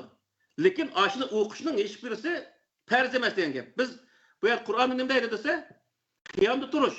Bu yer Alloh taolo tilga olgan nima? Qiyam, ruku, secde. Bunun için tekbir. Ve kebbirhu tekbira deganning o'zi her bir o'zi nima ruku, secdega borgan vaqtlarda tekbir aytish bu hammasi nima? Farz. Ve qiyam turgan vaqtda elhamdulillahillazi degan oyatni o'qish nima? Farz. Nima yoki? Oxirgi tashahhudning o'zi farz emas degan gap. Agar farz olsa o adamlar bir rukuni qilib lekin xub mudofaa turishni ketgan vaqtda tashahhud o'ltirmaganligi uchun namozi buzilgan bo'ldi vaqtida. Demak, ularning namozni buzmaganligi, u namozni o'qiganlik hisobga kirganligining o'zi nima desa, sajda bilan, ya'ni ikkinchi qatim sajda qilib bo'lgandan keyin bir rakat namoz tamoman tugaydiganligi, ya'ni ashunga o'xshash yana bir qatim qilgandagi 2 rakat namoz tamoman tugaydiganligini bildirib degan gap. Bu ahirisi o'ltirish o'ltirmaslik o'zimizning ishi degan gap. Yani müşahede ve qu'udan degan mushu kelimening o'zini biz bilib olamizki, ikki rukuning orasidagi qad, ya'ni o'ltirishning o'zini bildirib oladi. Agar o'zi o'ltirish bo'lmasa, bir rukuni qilgandan keyin, bir sajda qilgandan keyin u qilib ketilgan gap bu yerda. Shuning uchun o'ltirib, yana o'zi Allohu akbar deb yana bir sajdaga berib, bundan namozni tamom qilamiz, o'tirdi bir o'ltirish bor degan gap. Yani mushunga asosan namazning o'zi qiyam, bir tal ruku, 2 tal sajda.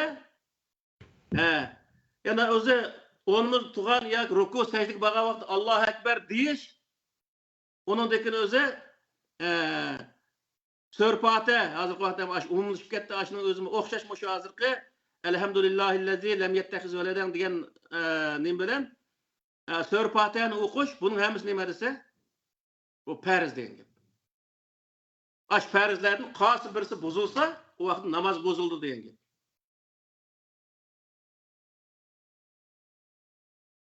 Hamda namozniki vaqtlari bormi?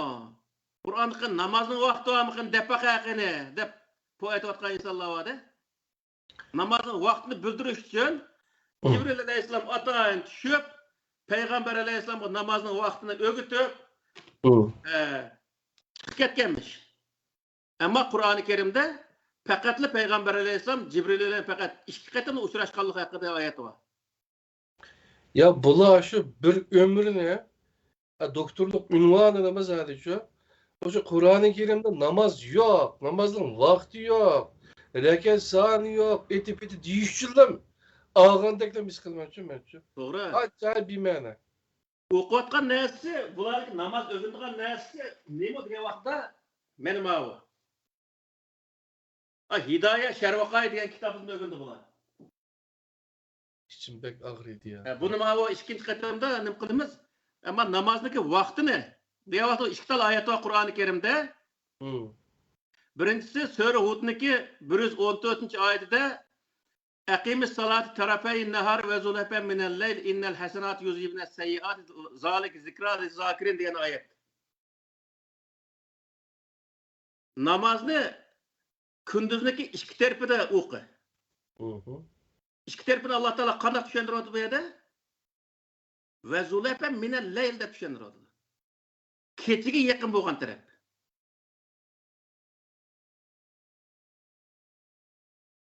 Keçi deganni yani künneki aşı nur ne kılıp kızılık yokka vaktinin özü keçi oldu.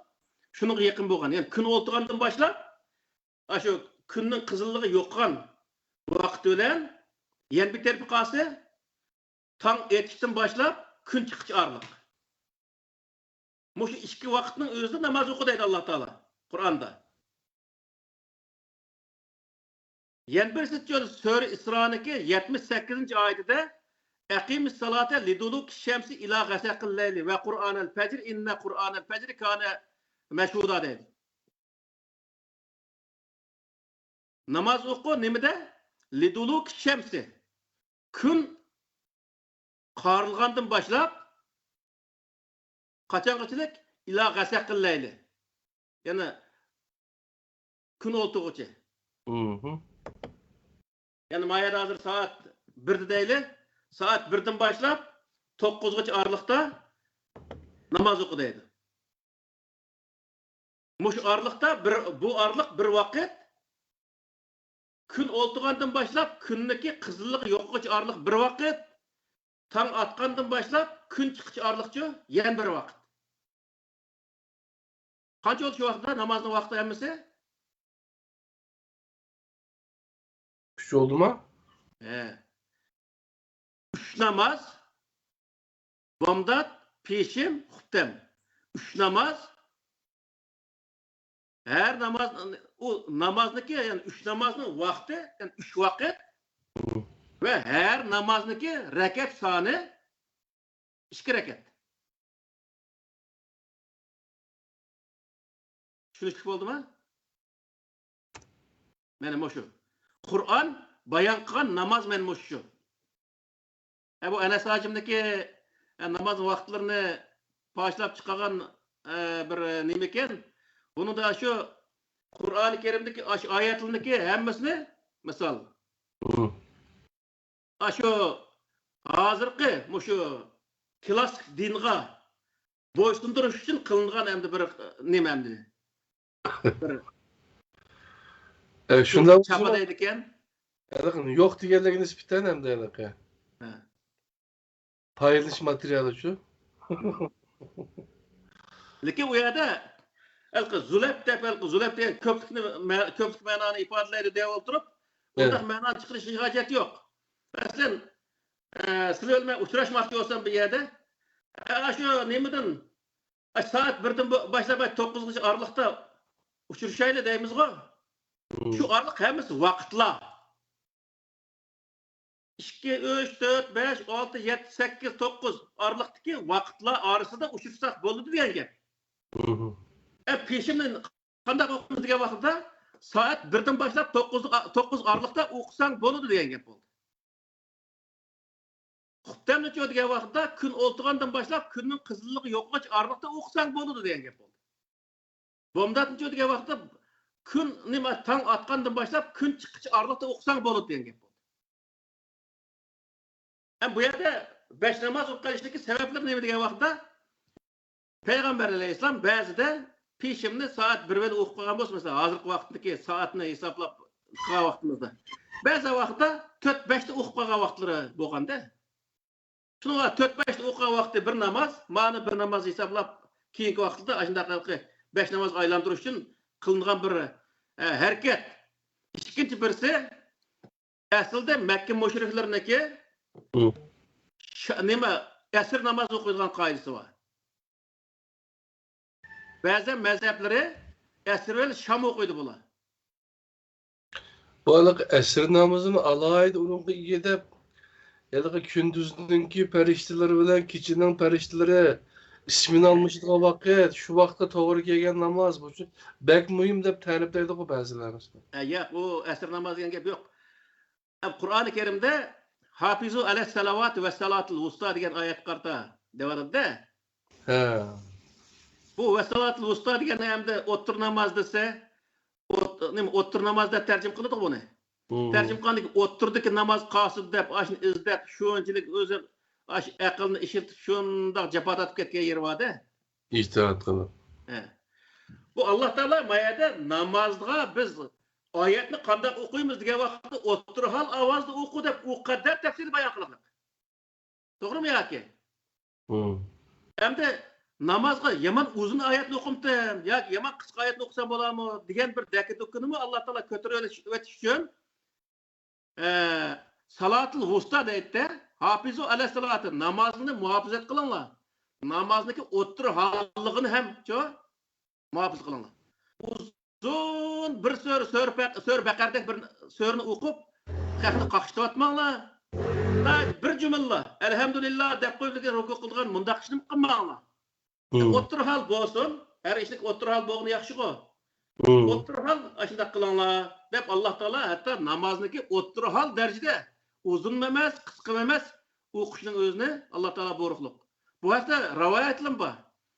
Muazin Cebal'nin özüne Yemen'e Peygamber Aleyhisselam valilik evetken vaqtida nasihat qildi. Onundaki uyada bir imamlık qilgan vaqtida Yaman uzun oyatni o'qigandik uyada shikoyat keldi.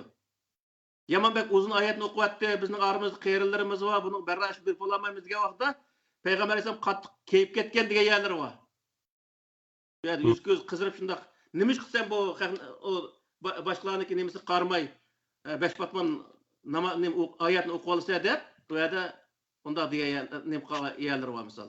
Demek ki bu nemini bildirdiyse salat usta deganning o'zi o'tir namoz emas.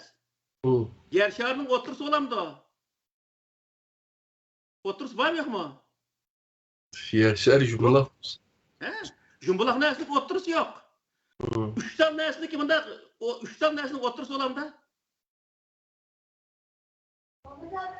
Qaz o'tirdik namoz oldi misal? Mumkin emas o. Uning uchun namozning o'tir namoz olmaydi, namozning o'tir holi bo'ladi. Ma 3 ta narsa uzun emas. Ma bo'lganda? Ya, manda bo'ladi.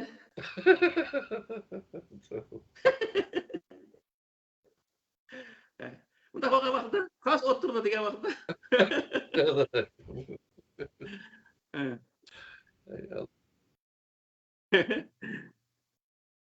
Mana aylanib turgan narsa, mana tuz olmaydi. Peşim o'qiymiz, asr o'qiymiz, peşim o'qiymiz, xuftam o'qiymiz, bomdat o'qiymiz, aylanib turdi-ku. Aylanma narsa tuzib qolsa tugaydi oxirisi. Tuz olsa 2 bo'ladi. 2dan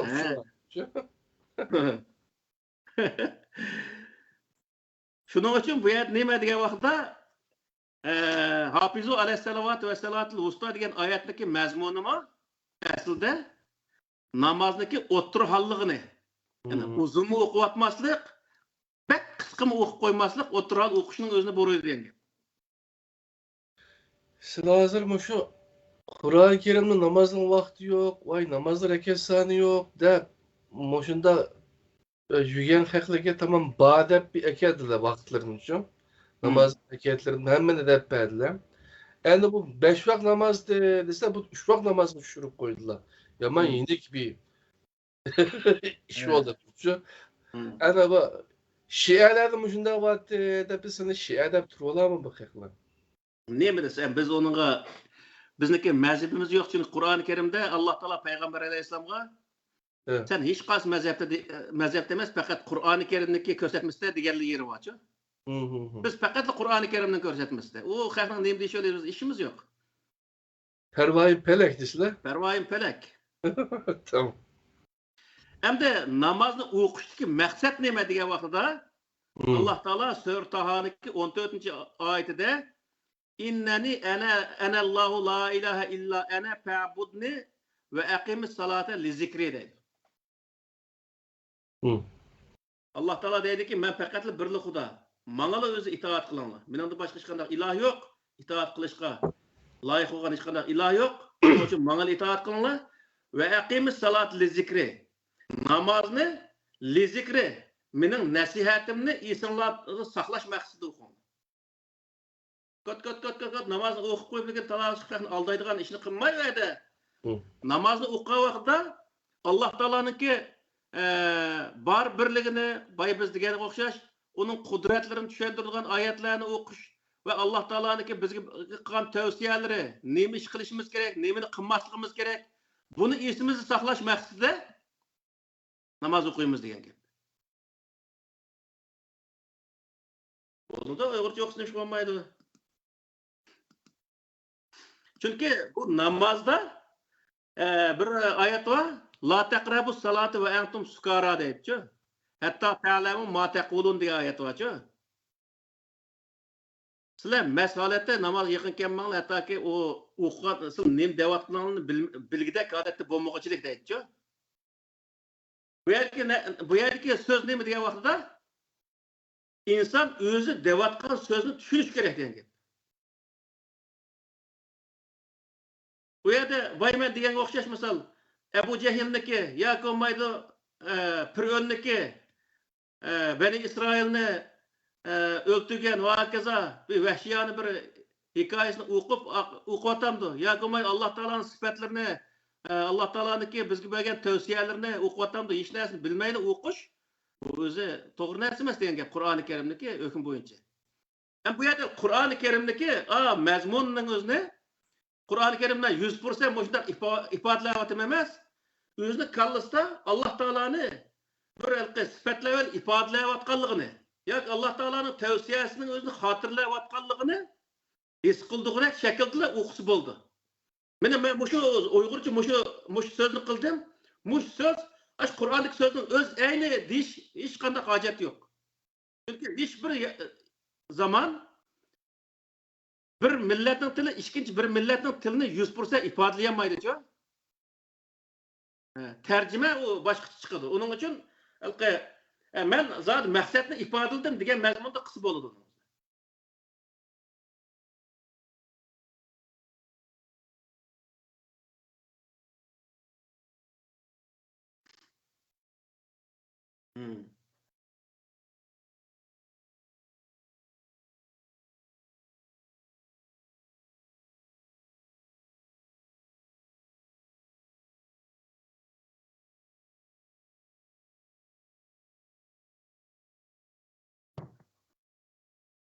Elbette.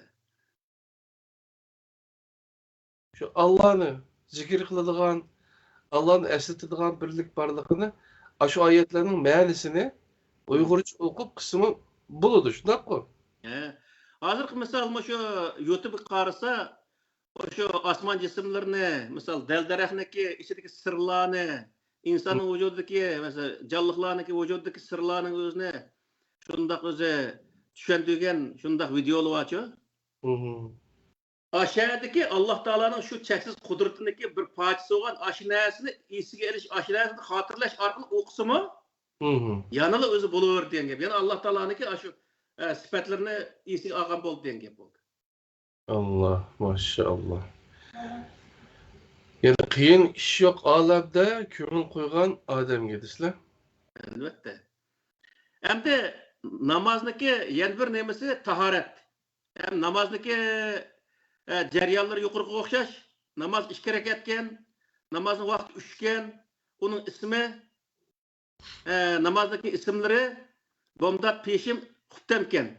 Hem namaz kadak okuyup namaz okumak olacak demiş kıldı kendimiz diye vakıda Allah Teala Kur'an-ı Kerim Sure Maid'in 6. ayetinde Ya eyyühellezine amenu izâ kumtum ile salati fâgsilû vucûhekum ve eydiyekum ilel merâfiqi vemsehu bi ru'usikum ve erculikum ilel kâbeyn ve in kuntum merda ve in kuntum cunuben fettaharu ve in kuntum merda ve la seferin ev câ ehedun minkum minel gâiti ev la meslumun nisâe felâm tecidû mâyan feteyemmemû sa'iden tayyiben femsehu bi vucûhikum ve eydikum minhu. Diyen bu ayetin özde Allah Teala deydi ki siz namaz okumakçı bolsanlar namaz okuyma devatkan diyen insan ne ki birinci kıldığı işi neymi o diye vakıda namaz okumakçı bolgan insanın birinci kıldığı işi taharet ediş. Namazını alıp taharet alımız. Tahareti kadar kalımız diye vakıda Persili ucuhakum. Birinci özelliğinin yüzün jüysle. Yüzün jüysül depti. O yerde özü kene ağızlı jüyonu, burnunlu jüyonu, küzünlü jüyonu diyen gep yokken o. Bunun özünün sünnetini tapmasan, neyini tapsa? Devatkan ahmaklı vardı. Bir Müslüman emez, bir karı Xitay'nın özüge dep bak, yüzünü jüğanca kana kılsı dep. Yüzün jüğan bir Xitay'nın özü, küzünün çapakını erigdaydı, burnunun mankısını erigdaydı, ağzının şülgeylerini erigdaydı o. Bunun için jüydü o ne? Onun üstüne burun degen yüzü tutsa başka bir yer demez. Yüzünün jü degenin özü, yüzü muşunda özü körüntüğünü, yüz degenin Arap dilinde deydi, mavacihe iley deydi de, mavacihe iley degenin özü, men sizliki şunda qarığa vaqta, sizliki yüzünde kançılık yani körüme. Muşun özü yüz. Şunun içindeki yeğenin özünü hemmesi jüyse diyen gep. Yüzün jüyüşteki məqsəd, közünün çapığını, burnunun qaqçını, ağzındaki öz şülgeylerini tazlaş için jüydüğün nesi o? Başka bir məqsəd yok böyle. Sen onu alaydı bir ravayetin özüne rast kılış için, uyaya sen başka bir nesine ekiliş işkana hacet yok. Allah şu uyaya tazı olsun, taharet diyen değil mi o? Pakizleş ko. Sen ağzını, közünü, özü, burnunu pakizlemişsen, kandak yüzün pakiz olan olsun. Bunu sen sünnette bir ravayetin ekiliş için ne hacet var mesela? Hiç kandak hacet yok. Mail açılıp gitmesi lazım. Moşu bu yerde illaki bir ravayetin ekilip bu yer çaplaşka hiç hacet yok ki. Olığa rivayet yaptı hem de Pakiz'e doğruluk 14 cilit kitap yazan yaptı. İslam'daki Pakiz'le Vudu demiş. 14 cilit kitabı yazıptırmış kardeşim. Yüzyılın yolundaydı. Hem ikinci sorusu ve eydiyekum ilel merafiki. İki kolunu, bak ceynigin kek jonla. Allah Teala devat etmez. Ne kek juyduğanlığımızın depirat Allah Teala. Bu kas sünnet, kas özünün Peygamber Aleyhisselam kıgallığı için biz onu kılımız mı ya ki Allah Teala buyurganlığı için Peygamber Aleyhisselam kıldı dep onun özünü biz mandat düşünemedik. Peygamber Aleyhisselam namazını hiçbir zaman Mekke müşrikliklerini öğrengen emez. Hiçbir zaman Yahud Nesara'nı öğrengen emez. Peygamber Aleyhisselam Kur'an-ı Kerim'deki biz bay okuyan namaz münasebet ayetini öğünüp onu deki namaz okuyan Peygamber Aleyhisselam. Bu Mekke müşriklerini öğünüp aşağıdaki kığa işini kıgan bolsan ha buptu. Ama benim için kıgan bolsan ben onun özüne tasdiqladım. Demdi Allah Teala. Her yılında kalmaydı ki. Allah Teala bir nesini ben periz kıldım dese illa ki aşındaki zatı tefsilatını beredi o Kur'an-ı Kerim'de. Kolonunu yani iki kolonunu ceynigini gençlik juyonlu deydi Allah Teala. İkincisi. Birinci yüzümüzünü jüymez. Yüzümüzünü juğa vakti bayıqıdak. Közümüzün çapıqını erigdaymaz. Burnumuzun qaqaşlarını, ağzımızın şülgeylerini ravursuz çotkılap tazlayımız deyin. İkincisi, iki kolumuzun ceynigimiz gençlik jüymez. Vemsehu bi ruusikum. Üçüncüsü ise beşimizga mesih qilimiz. Beşimizga kolumuzun yo'qib manda sıvatımız. Dördüncüsü ise ve erculikum ilal ka'beyn. İki putumuzga uşuğumuzga kelgichilik cho mesih qilimiz. Juyumuz emas, mesih qilimiz Qur'onda bu. Ey Allah. Qur'onda iki juyuş var. Yüzümüzü juyumuz, iki kolumuzni Ceynimiz geçiyoruz. İki mesih var. Birisi beşimiz mesih kılımız. İkisi iki putumuzga uşkumuz gerek mesih kılımız.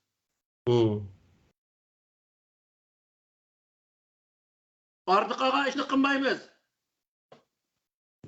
Təretli hep keydi akin neme paypanı kiyip alıdı. Onadaki özü pişim vakti gelgen çağda Təret neme paypanı yeşmeylik töpsük mesih kıldı. Juğunun hesabı mı? Mesih kılının hesabı mı vakıda?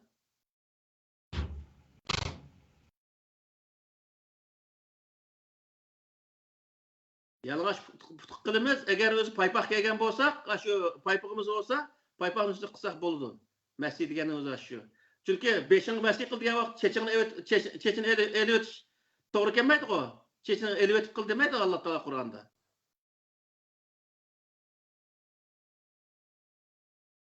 Paypak bunda emez. Paypağın üstü kısak boluverdi. Putumuz tazı olsa, hem putumuz meynet olsa, juyuş gerek bari bir. Çünkü bu yerdeki mesele ne mi? Taharet emez mi o? Taharet pakiz buluş. Hazır kem gidecek arasında. Bazı insanlar var hatta çoğalı ki istinca kılışını çoğu. Her izle bilip almak. Bu ayette de bu toğunu bines ötmedi o. Hem de istinca degenin özde o işten eğer bekarak meynet olsa juyuş lazım zaten. Hem onu yaşarak tazlap, kağızı tazlap bines kısa o vakitte o jumusun boldu. Lekin elki Nurguyel bizim vatandaki vakitte değil, kesek ölünen işki tutma arasında özü layık oynayılgan onda işlem emez mi? Bunda hop kalsa o elki sel bombaydı, onun özünü juyuş lazım. Çünkü bu namazla yakın keken vakitte taharet degeni pakiz buluş lazım. Mandığını köyden karısla. Eğer siz neçe yaş kişigen bolsanız, taharette pişiriş için aşınca kadem menişiniz şartken. Mesela 83 yaş kirip kalkan beni ögeydi da eğer taharette pişiriş doğru kep kalsa 83 kadem menüs gerek diyen bulamda hem de çok. Elbette. Bunu özellikle buna öz çıkırıp algan ama o nimede taharet degenin özde elki bazı adamdan o hal uzağa çalım tutsuma keyin da ekip kaldığı işte boludu. Yaş çoğmaygan sıra. Bazı adamdan onda bolmaydı misal. Şunun için her adam özünü elki ehval karta kısa buluverdi. Hem de eğer ve en kuntum cunuben fettaharu. Eğer sizler cunup bolsanlar kandak kılısızlar diye vakitte Allah Teala bizden cunup bolgan vakitte fettaharu. Nayet yaxşı pakizlanan deydi. Bunun özünde hem de fettaharu degendeki bu halkı ne mi deyimiz bunu? Siği mübalığı deydi bunu. Nayet bek pakizlanış degen mananı bildirdi. Onun için bunu juyunuş dep qaraydendi. Bunun için bu yerde juyunsaq da yaxşı oldu. Ve en kuntum merda hem de bununki yani şartları var. Ve en kuntum merda ev ala seferin ev cahadun minkum minel gayeti ev la meslumun nisa'e felem tecidu ma'an feteyammamu sa'idan tayyibe femsehu bi vucuhikum ve eydikum minhu. Eğer size ağırlık olsanlar, ya ki sefer üstü olsanlar, ya ki acet kıp kelgen bolsanlar, ya ki ayalınız bir boğan bolsanlar, onundan keyin pelem tecidu ma'an. Sizler su tapamagan bolsanlar qanday qilasiz? Fatayammamu sa'idan tayyiba. Pakiz topu bilen tayammum qilsanlar bo'ldi. Tayammum qanday qilamiz? Famsahu bi wujuhikum wa aydikum minhu. O topu qo'lingni tekkizib, yuzingni va qo'lingni silaysizlar. Bu kadar. Yani yuzingni silaysizlar, qo'lingni jayningga kelishlik degan ibora yo'q bu nimada? Tayammumda. Onun için qo'limizni tuproq tekkizib yoki tuproq o'rlaydigan narsaga tekkizib, qo'limizni bunday qilsakmi bo'ladi degan gap. Çünkü bu halkı adamı pakiz kılmaydı. Fakat Allah Teala'nın buyruğuna itaat kılıştan ibaret. Bir simbol hesaplanıyor.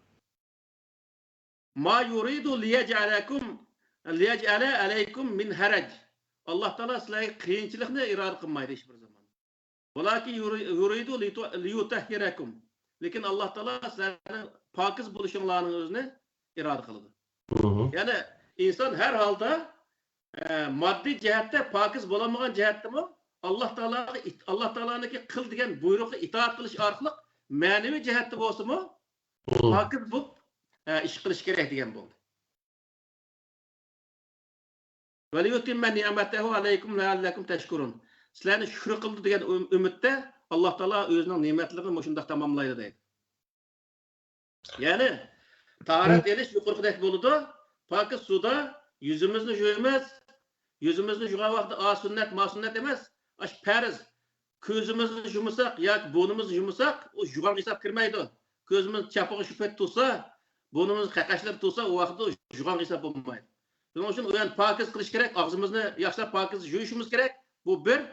İkinchisi qo'limizni jayligimiz kerak, pokiz yuvishimiz lozim. Beshimizga putimiz masih qilishimiz lozim. Yani 4 ish. Bu 4 ishni qilgan vaqtda biz o'z tahorat olgan bo'lamiz. Sakallıkka 5 deydigan gap bor, o sakallıkın 5 emas 4.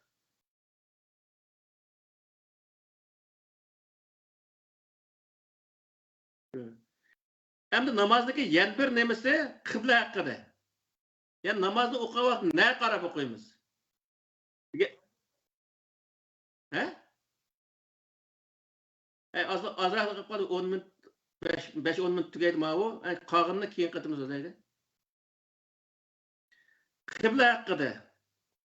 Kıble hakkıda ma Sure-i-Bakaraning 144-oyatida قد نرى تقلب وجهك في السماء فلنولينك قبلة ترضاها فول وجهك شطر المسجد الحرام وحيث ما كنتم فولوا وجوهكم شطره وإن الذين أوتوا الكتاب diye muş ayetning o'zida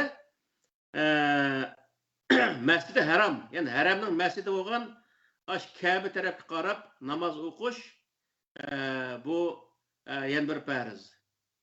Yani normal ahvol ostida yani biz aeroplanda ketib atmaymiz ya poyezd bilan ketib atmaymiz ya ko'maydi atqa minib dushman bizni qo'g'lab atmaydi. Shunday normal bir holatda bo'lgan vaqtimizda biz namozni shu Ka'ba tarafga qarab namoz o'qishimiz farz. Namozning bir farzi yana. Degan gap. Endi ma o bir talliq qilib qoldi juma to'g'riliq. Sure Jumaning 9-oyatida Ya eyyühellezine amenu izâ nudiye lissalâti min yevmil cum'ati fes'av ilâ zikrillâhi ve zerul bey dâlikum hayrul lekum in kuntum ta'lemun. Degan bu oyatning o'zida Alloh taolo deydiki, juma kuni namozga chaqirilgan vaqtida sizlar ilm setimni qo'yib Allohni zikr qilishga, ya'ni Alloh tushirgan va'z nasihat so'zlanayotgan yerga nihoyat tiz beringlar. Bu öz elim setim qilganlarni yaxshi deydi, agar sizlar bilsangiz.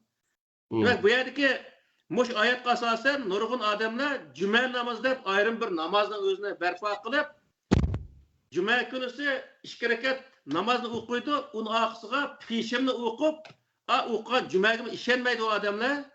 U bo'lmay qolib qolsa Alloh taolo meni qabul qilib qolarmiki deb o'zining qilgan ishiga ishonmay ani qiladi. Bu to'g'ri emas.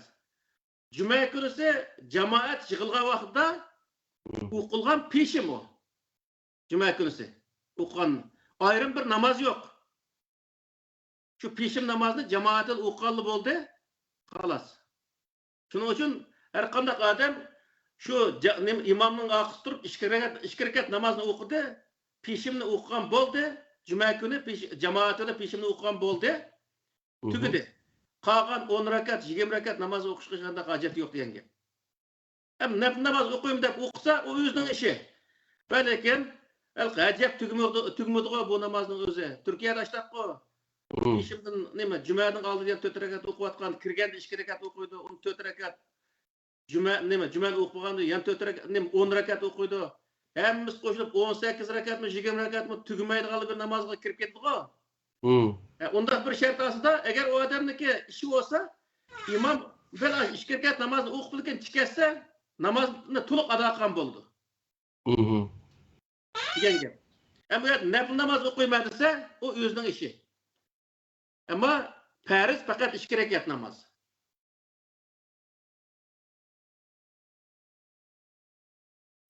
Namozniki nimalari mana shundoq tahorat haqidagi, namoz haqidagi, qibla haqidagi, namoz rakat soni, ruku secde haqidagi secdening ikki bo'lishi haqidagi ma'lumotlar Qur'oni Karimda mana mushundoq berilgan. Mushunga asosan namoz xuloslagan vaqtida namozning o'zi her vaqt namoz 2 rakat ekan. Bu rivoyatlar zaten aynan turibdi u. Namozniki vaqti 3 vaqt ekan. Biri bomdat yani tong atgandan boshlab kun chiqishi oraliq bir vaqt, ikkinchi vaqtning o'zi kun qorilgandan boshlab kun o'ltiqish oraliq yana bir vaqt, peshimning vaqti. Yana birisi o'zi kun o'ltirgandan boshlab kunning qizillik yo'qligicha kecha deganda kunning qizillik yo'qligicha oraliqdagi vaqt bir vaqt bo'lib, mana 3 vaqt o'qilgan namozning ismi Qur'oni Karimda bomdat, peshim, xutbdan iborat. Bu 3 namazning ismi bor Qur'oni Karimda.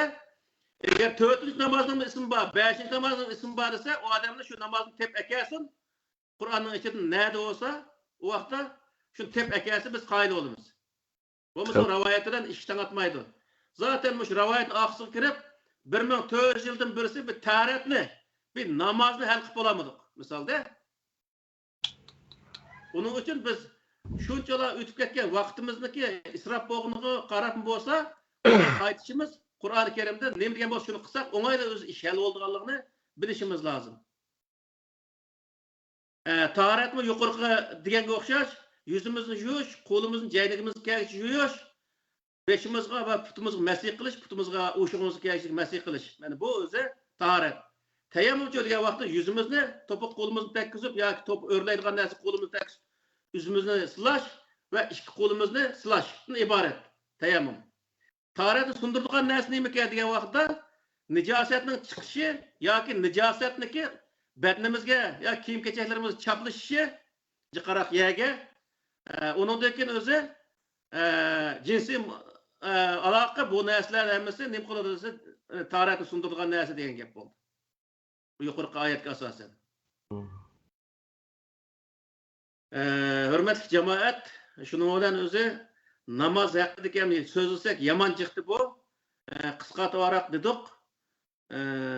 Namaz hakkındaki malumat moşunçilik.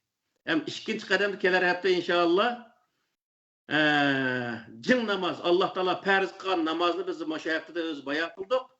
Hem de ca namazla ya koşulup kalan namazının özüne nime için koşulup kalan, kandak koşulup kalan, nime sebepten koşulup kalan.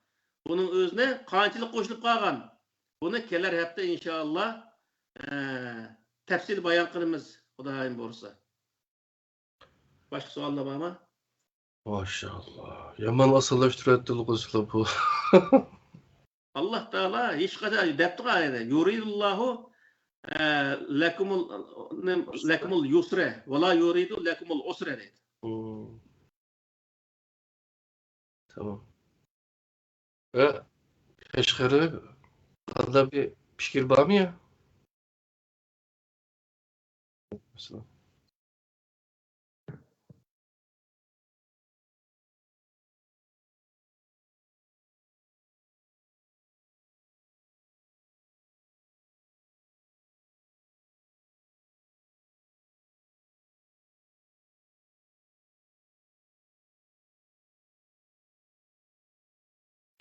Hı.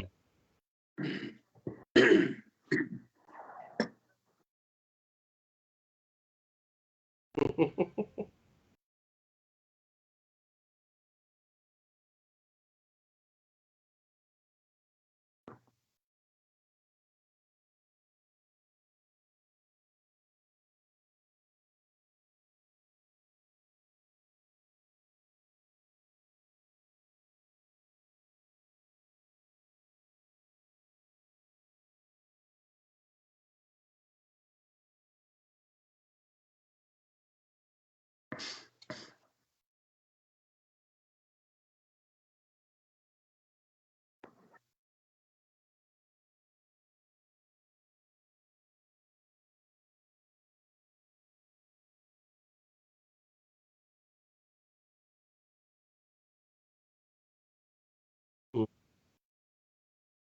Hı.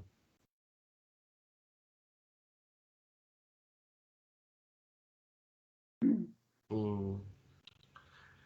Evet.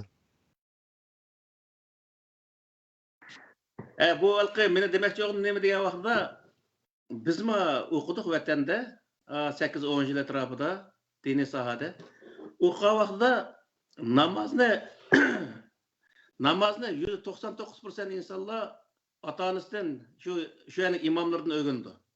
Hmm. Bu imomlama hiçbir zaman bir tal imam yoki bir musulmonning o'zi qopib men faloni ravoyatim namoz o'rgandim degan insonni o'shaqlamaydi. Hech kim ravoyatni namoz o'rgangan emas. Mushada hozir ravoyat qarshi chiqyapti. Ahko'k degan insonlar namozni mush Qur'oni Karimchilik mushundaq tafsili bayon qilgan bir tal ravoyatni keltirib baqsin. Yüzlerce rivayet var deydi.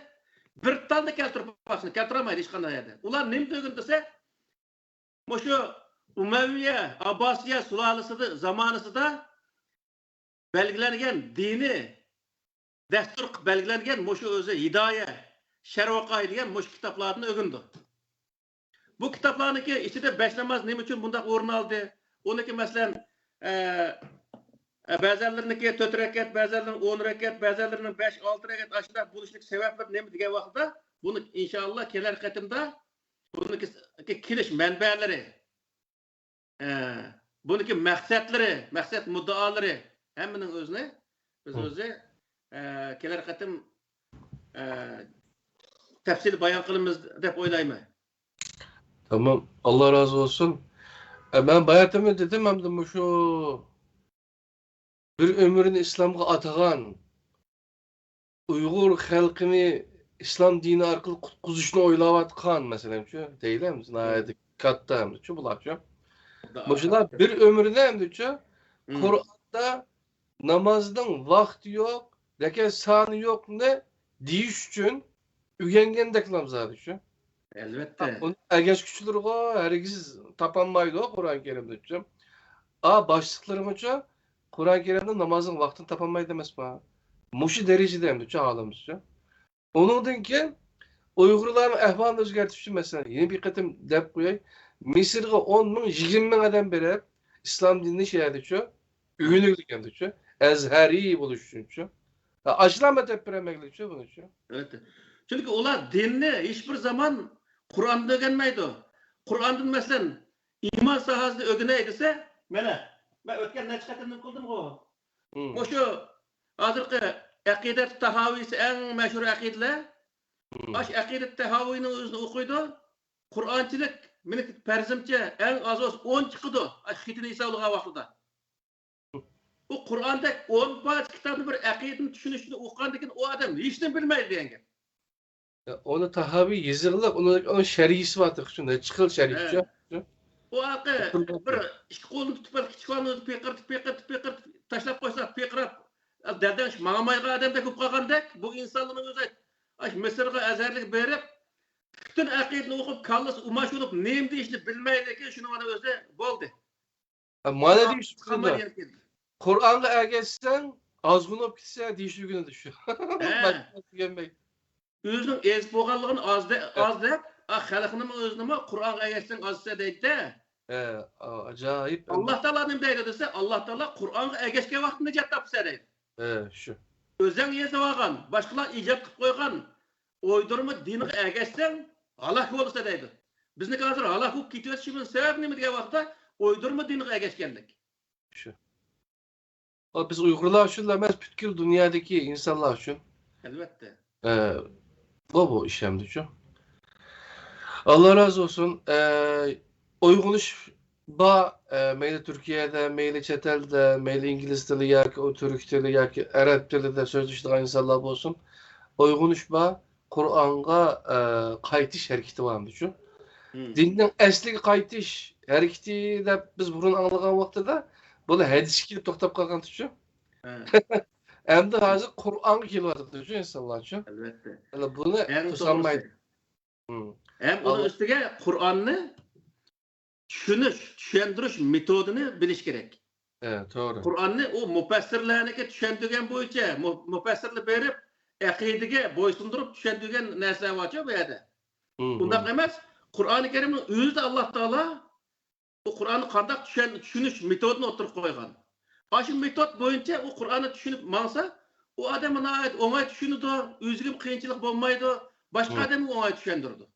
Shuning uchun Ayette öyle. qarindoshlar nurg'un o'zi o'qigan, nihoyat bak olim bo'lib ketgan, necha bizchilik, necha 10 parcha yo'g'on kitobni o'qiyotgan nurg'un o'zi olim, o'lima bo'lib ketgan qarindoshlarimiz var. Aş qarindoshlarimizniki o'sha Qur'on qaytib, Qur'ondan zat tafsili aşındaq narsalar, aşu bütün özümüzün yollarını Qur'ondan izleshini biz tavsiya qilamiz. Qur'oncha bo'lishini tavsiya qilamiz. Bir so'z o'qimaslik uchun savoldan bir tushib qoldi. Burun o'qiyanmay qilingan namozni qazo namozlarini to'ldirib o'qishadigan ish bormi degan bir savol tushibdi. Qur'oni Karimda qazo namoz o'qing degan bir ibora yo'q. Chunki bu namozniki o'qilmagan namozga jazo yo'q-ku Qur'oni Karimda. O'qilmagan namozga jazo bo'lmagandan keyin u yerda qazo qilishga hojat yo'q degan gap. Ayetler müzik küpayı hacım. Kâne salate nime? Vakti bilen periz kılındığı ayet. Vakti bilen periz kılındı bir. Andaki vakti bilen periz kılındığı narsındaki vakti o'tketgandagi perizning vakti tugid degan gap. Tugid vaqtida. İkinci birisi oniki hech qanday jazosi yo'q. O nima o'xshash? Masalan, ibodatning ichida Ramazondagi ro'zniki jazosi bor-ku. Ro'zni tutishga imkoni turug'lig'in o tutmagan bo'lsa, har kunlik ro'za uchun bir miskinniki bir vaqt tomog'ini berdi degan u yerda jazo bor. Shunda. Bu haj qilmagan, masalan, bir odam haj qilmagan bo'lsa yoki bir namozni vaqt o'tkazib qo'ygan bo'lsa, u vaqtda uning jazo kelmaganligi uchun u yerda hech qanday uni qazosini qilishga hojat qolmaydi. Bir tarafdan, ikkinchi tarafdan vaqt o'tib ketganligidan uniki qazosi qilishga hojat yo'q degan gap. Allah razı olsun. Allah olsa mağalık, beni başka suallama çıkıyordu, ağzı beni ağzımı çıkıltıdı. Kiler sağa söyle.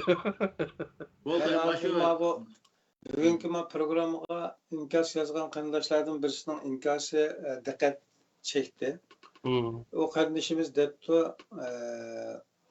Facebook tushgan inkasda bu ikki kishining nejisdan debdi-da, unda demagan. O'zi pushaymon qilib yurgani. Bu ikkisining jinini Allah hemmimizga ibret xarakterlik etpesin debdi-da. Hem biz burun bo'lgan bo'lsa, ma duodan hech xato bizni tushunmay turgan. O'sha darsni o'rgangandan keyin men shundan qarab inkas yozdim-da, yozib, mening bergan inkasim, hayotingizda birsidan ololmagan qarz pulingizni yana bizga etpesin degan shaklda duoyingizni yaxshi o'ylanib baqing. Siz ranjiyotgan bu programmada aloqador mazmun dua ve istig'for nomli darsda bor. Shuni anglab baqing. Agar Allohdan haqiqiy qo'rqsangiz, diningizni qayta o'rganib keling. Degan shaklda inkas yozib qo'ysam, bu debdi yana xil yaxshi odam edingiz pidoyatdan. Lekin ba'zi bir suyimlik Rasululloh degan qalb Allohning ishki barmoqlarining orasida ekan. Allah xalqini hidayet qilgan, xalqini azdirdi ekan deb uni debdi-da. Bunun qarta dedi, birodar, Allah töhmet qilma. Allah hidayet ve azalatni o'zi belgilab qo'yap, endi yana o'zi jazosi qildi, azdirib qo'ydi deganni yozib qo'ydik. Yani demek ki eğer bugünkü Kur'an'dan nazar namlıq dersinki yuqida aşı hatalıklarını his qilib tursa, qarindoshlarimiz qanchalik o'qigan bo'lishi mumkin. Nurg'un narsalar, nurg'un kitoblarni o'qigan bo'lishi mumkin. Yuqorida da'vatgan gapida qanchalik xato borligini his qilmoqlik. O'zi zaten din degandan asar yo'q insonlar, din emas, ilm degandan asar yo'q insonlar bo'ladi-ku. Onun için bular o'zi ani qilpasin, zaten Xudoning ish qilib o'rgangan insonlar bular. Hayoti bo'yicha Xudoning ish qilib jami kirib oldi. Xudo ani qilpasin, vatanimizni mustaqil qilpasin, xuddi qazdada Xudo o'g'iliga. Bundaq insonlar bular. Onun için o'zi kishilar qog'oz va kaza bular Payg'ambar alayhisalom zamonasida bir gap. Payg'ambar alayhisalom degan shu mushriklarni o'zi nurg'ulga haqorat qilib o qimga askirlik qilib, shuni qo'sh ish hozirgi vaqtda. Masalan, bular Qur'on dushmanligi, ya'ni haqiqiy din dushmani bular endi mana shu vaqtda. Estağfurullah. Haqiqat dinning o'zi Qur'onning o'zini o'tirib qo'yayotgan bir yerning o'zida bu insonlarga la'nat qilayotgan bo'lgan bo'lsa, la'nat o'zi qaytadi degan gap.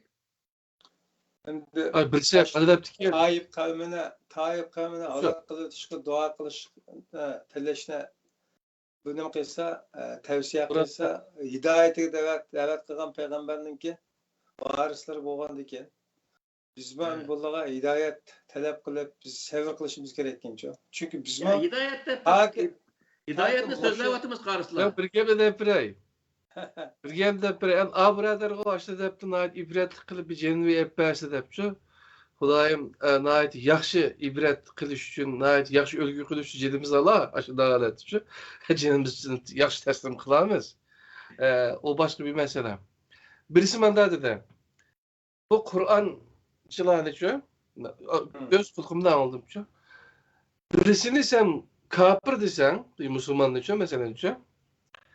Eğer aş kapır olmay kalsa, o yenip gelip senin için tapıda sen kapır olup gitse.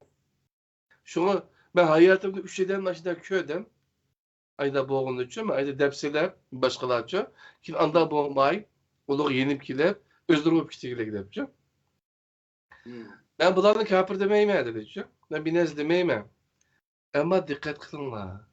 Üyüge bağa baktığında mimarda açtıkça işte güçüyle müşkünün gücüne sizlere yüzü düşüyor mümkün.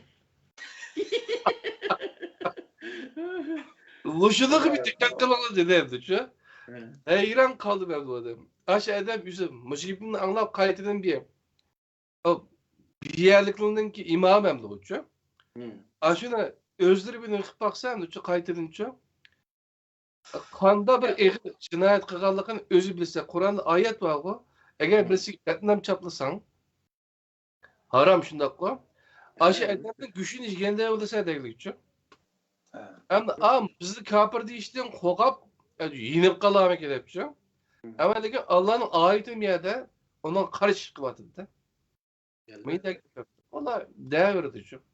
Muhabbetle timiden sırt olsun fakat şu ana temi bo'lgan Qur'ondan nazarnamalar, Qur'on manbalik din tushunchasiga aloqador bo'lganligi va bu darsning bizga yuqtirganligida bir isbot shaklda aqllarga sunib qo'yish uchun men mana qo'shimcha qilib qo'ydim. Endi biz qo'ysak bo'ldi. Mening savollarimni men bu daqiqatimga olib qo'yman. Men chekindim, ishkanaga sana qoldi Allohim. Biz tariximizda o'sha yolg'on din, o'ydirilgan dinning oqisiga kirib qanchalik vayron bo'ldik, hozir qasolat keldik misol.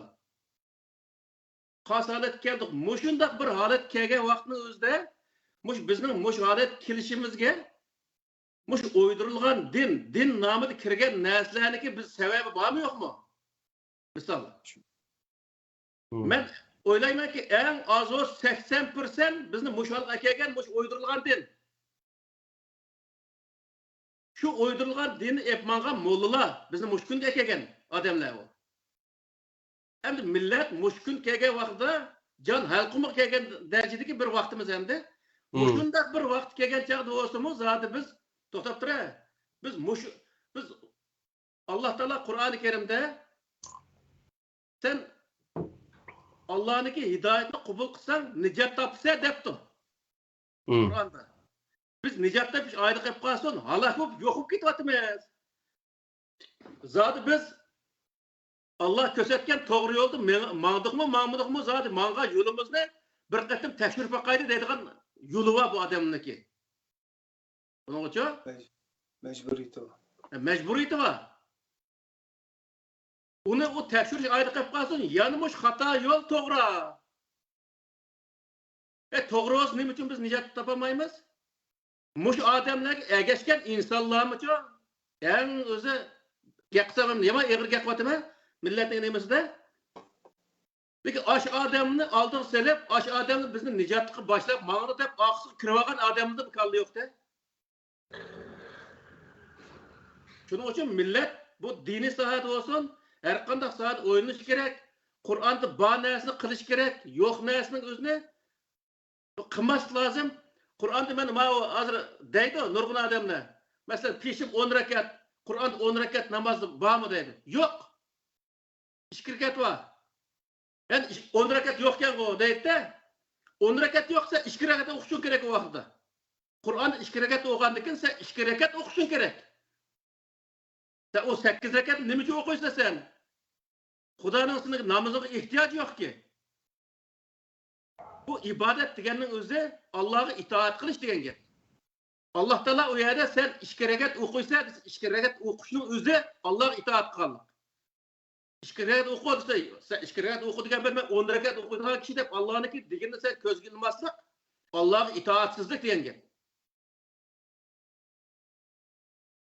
Shuning uchun bu yerki narsa nima degan vaqtda biz o'zi Allohga itoat qilamiz.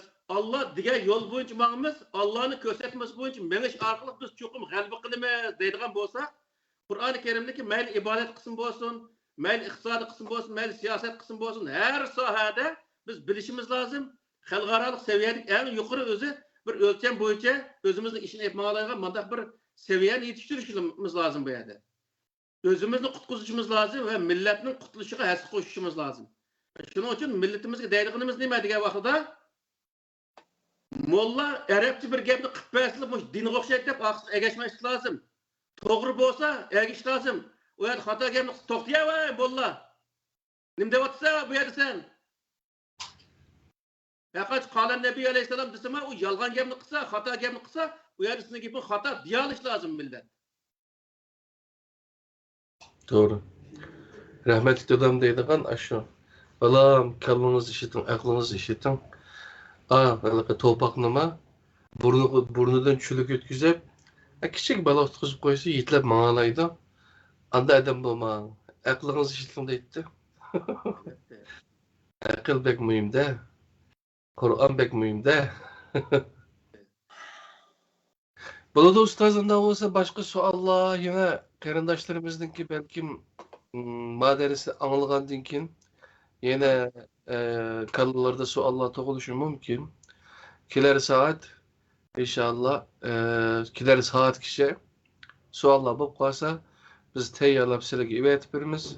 Sizlar javobini kelar soatlik darsda bersizlar. Ana ular. Bütün özü körermenlige salam, eğitim katı mübarek olsun. Bo'ldi. Va alaykum assalom va rahmatullohi va barakatuh. Qadrli dunyoning har qaysi joydagi qarindoshlar, fidoyilar ekranininki ko'rurmanlari. Bugungi 22-son Qur'ondan nazar programmamiz 5 yerda tugadi. Allohning o'ziga omonat. Sizlarga Allohdan rahmat tilaymiz. Alloh rozi bo'lsin. Rahmat ustoz. Allohga omonat. 23-sonda ko'rishdik.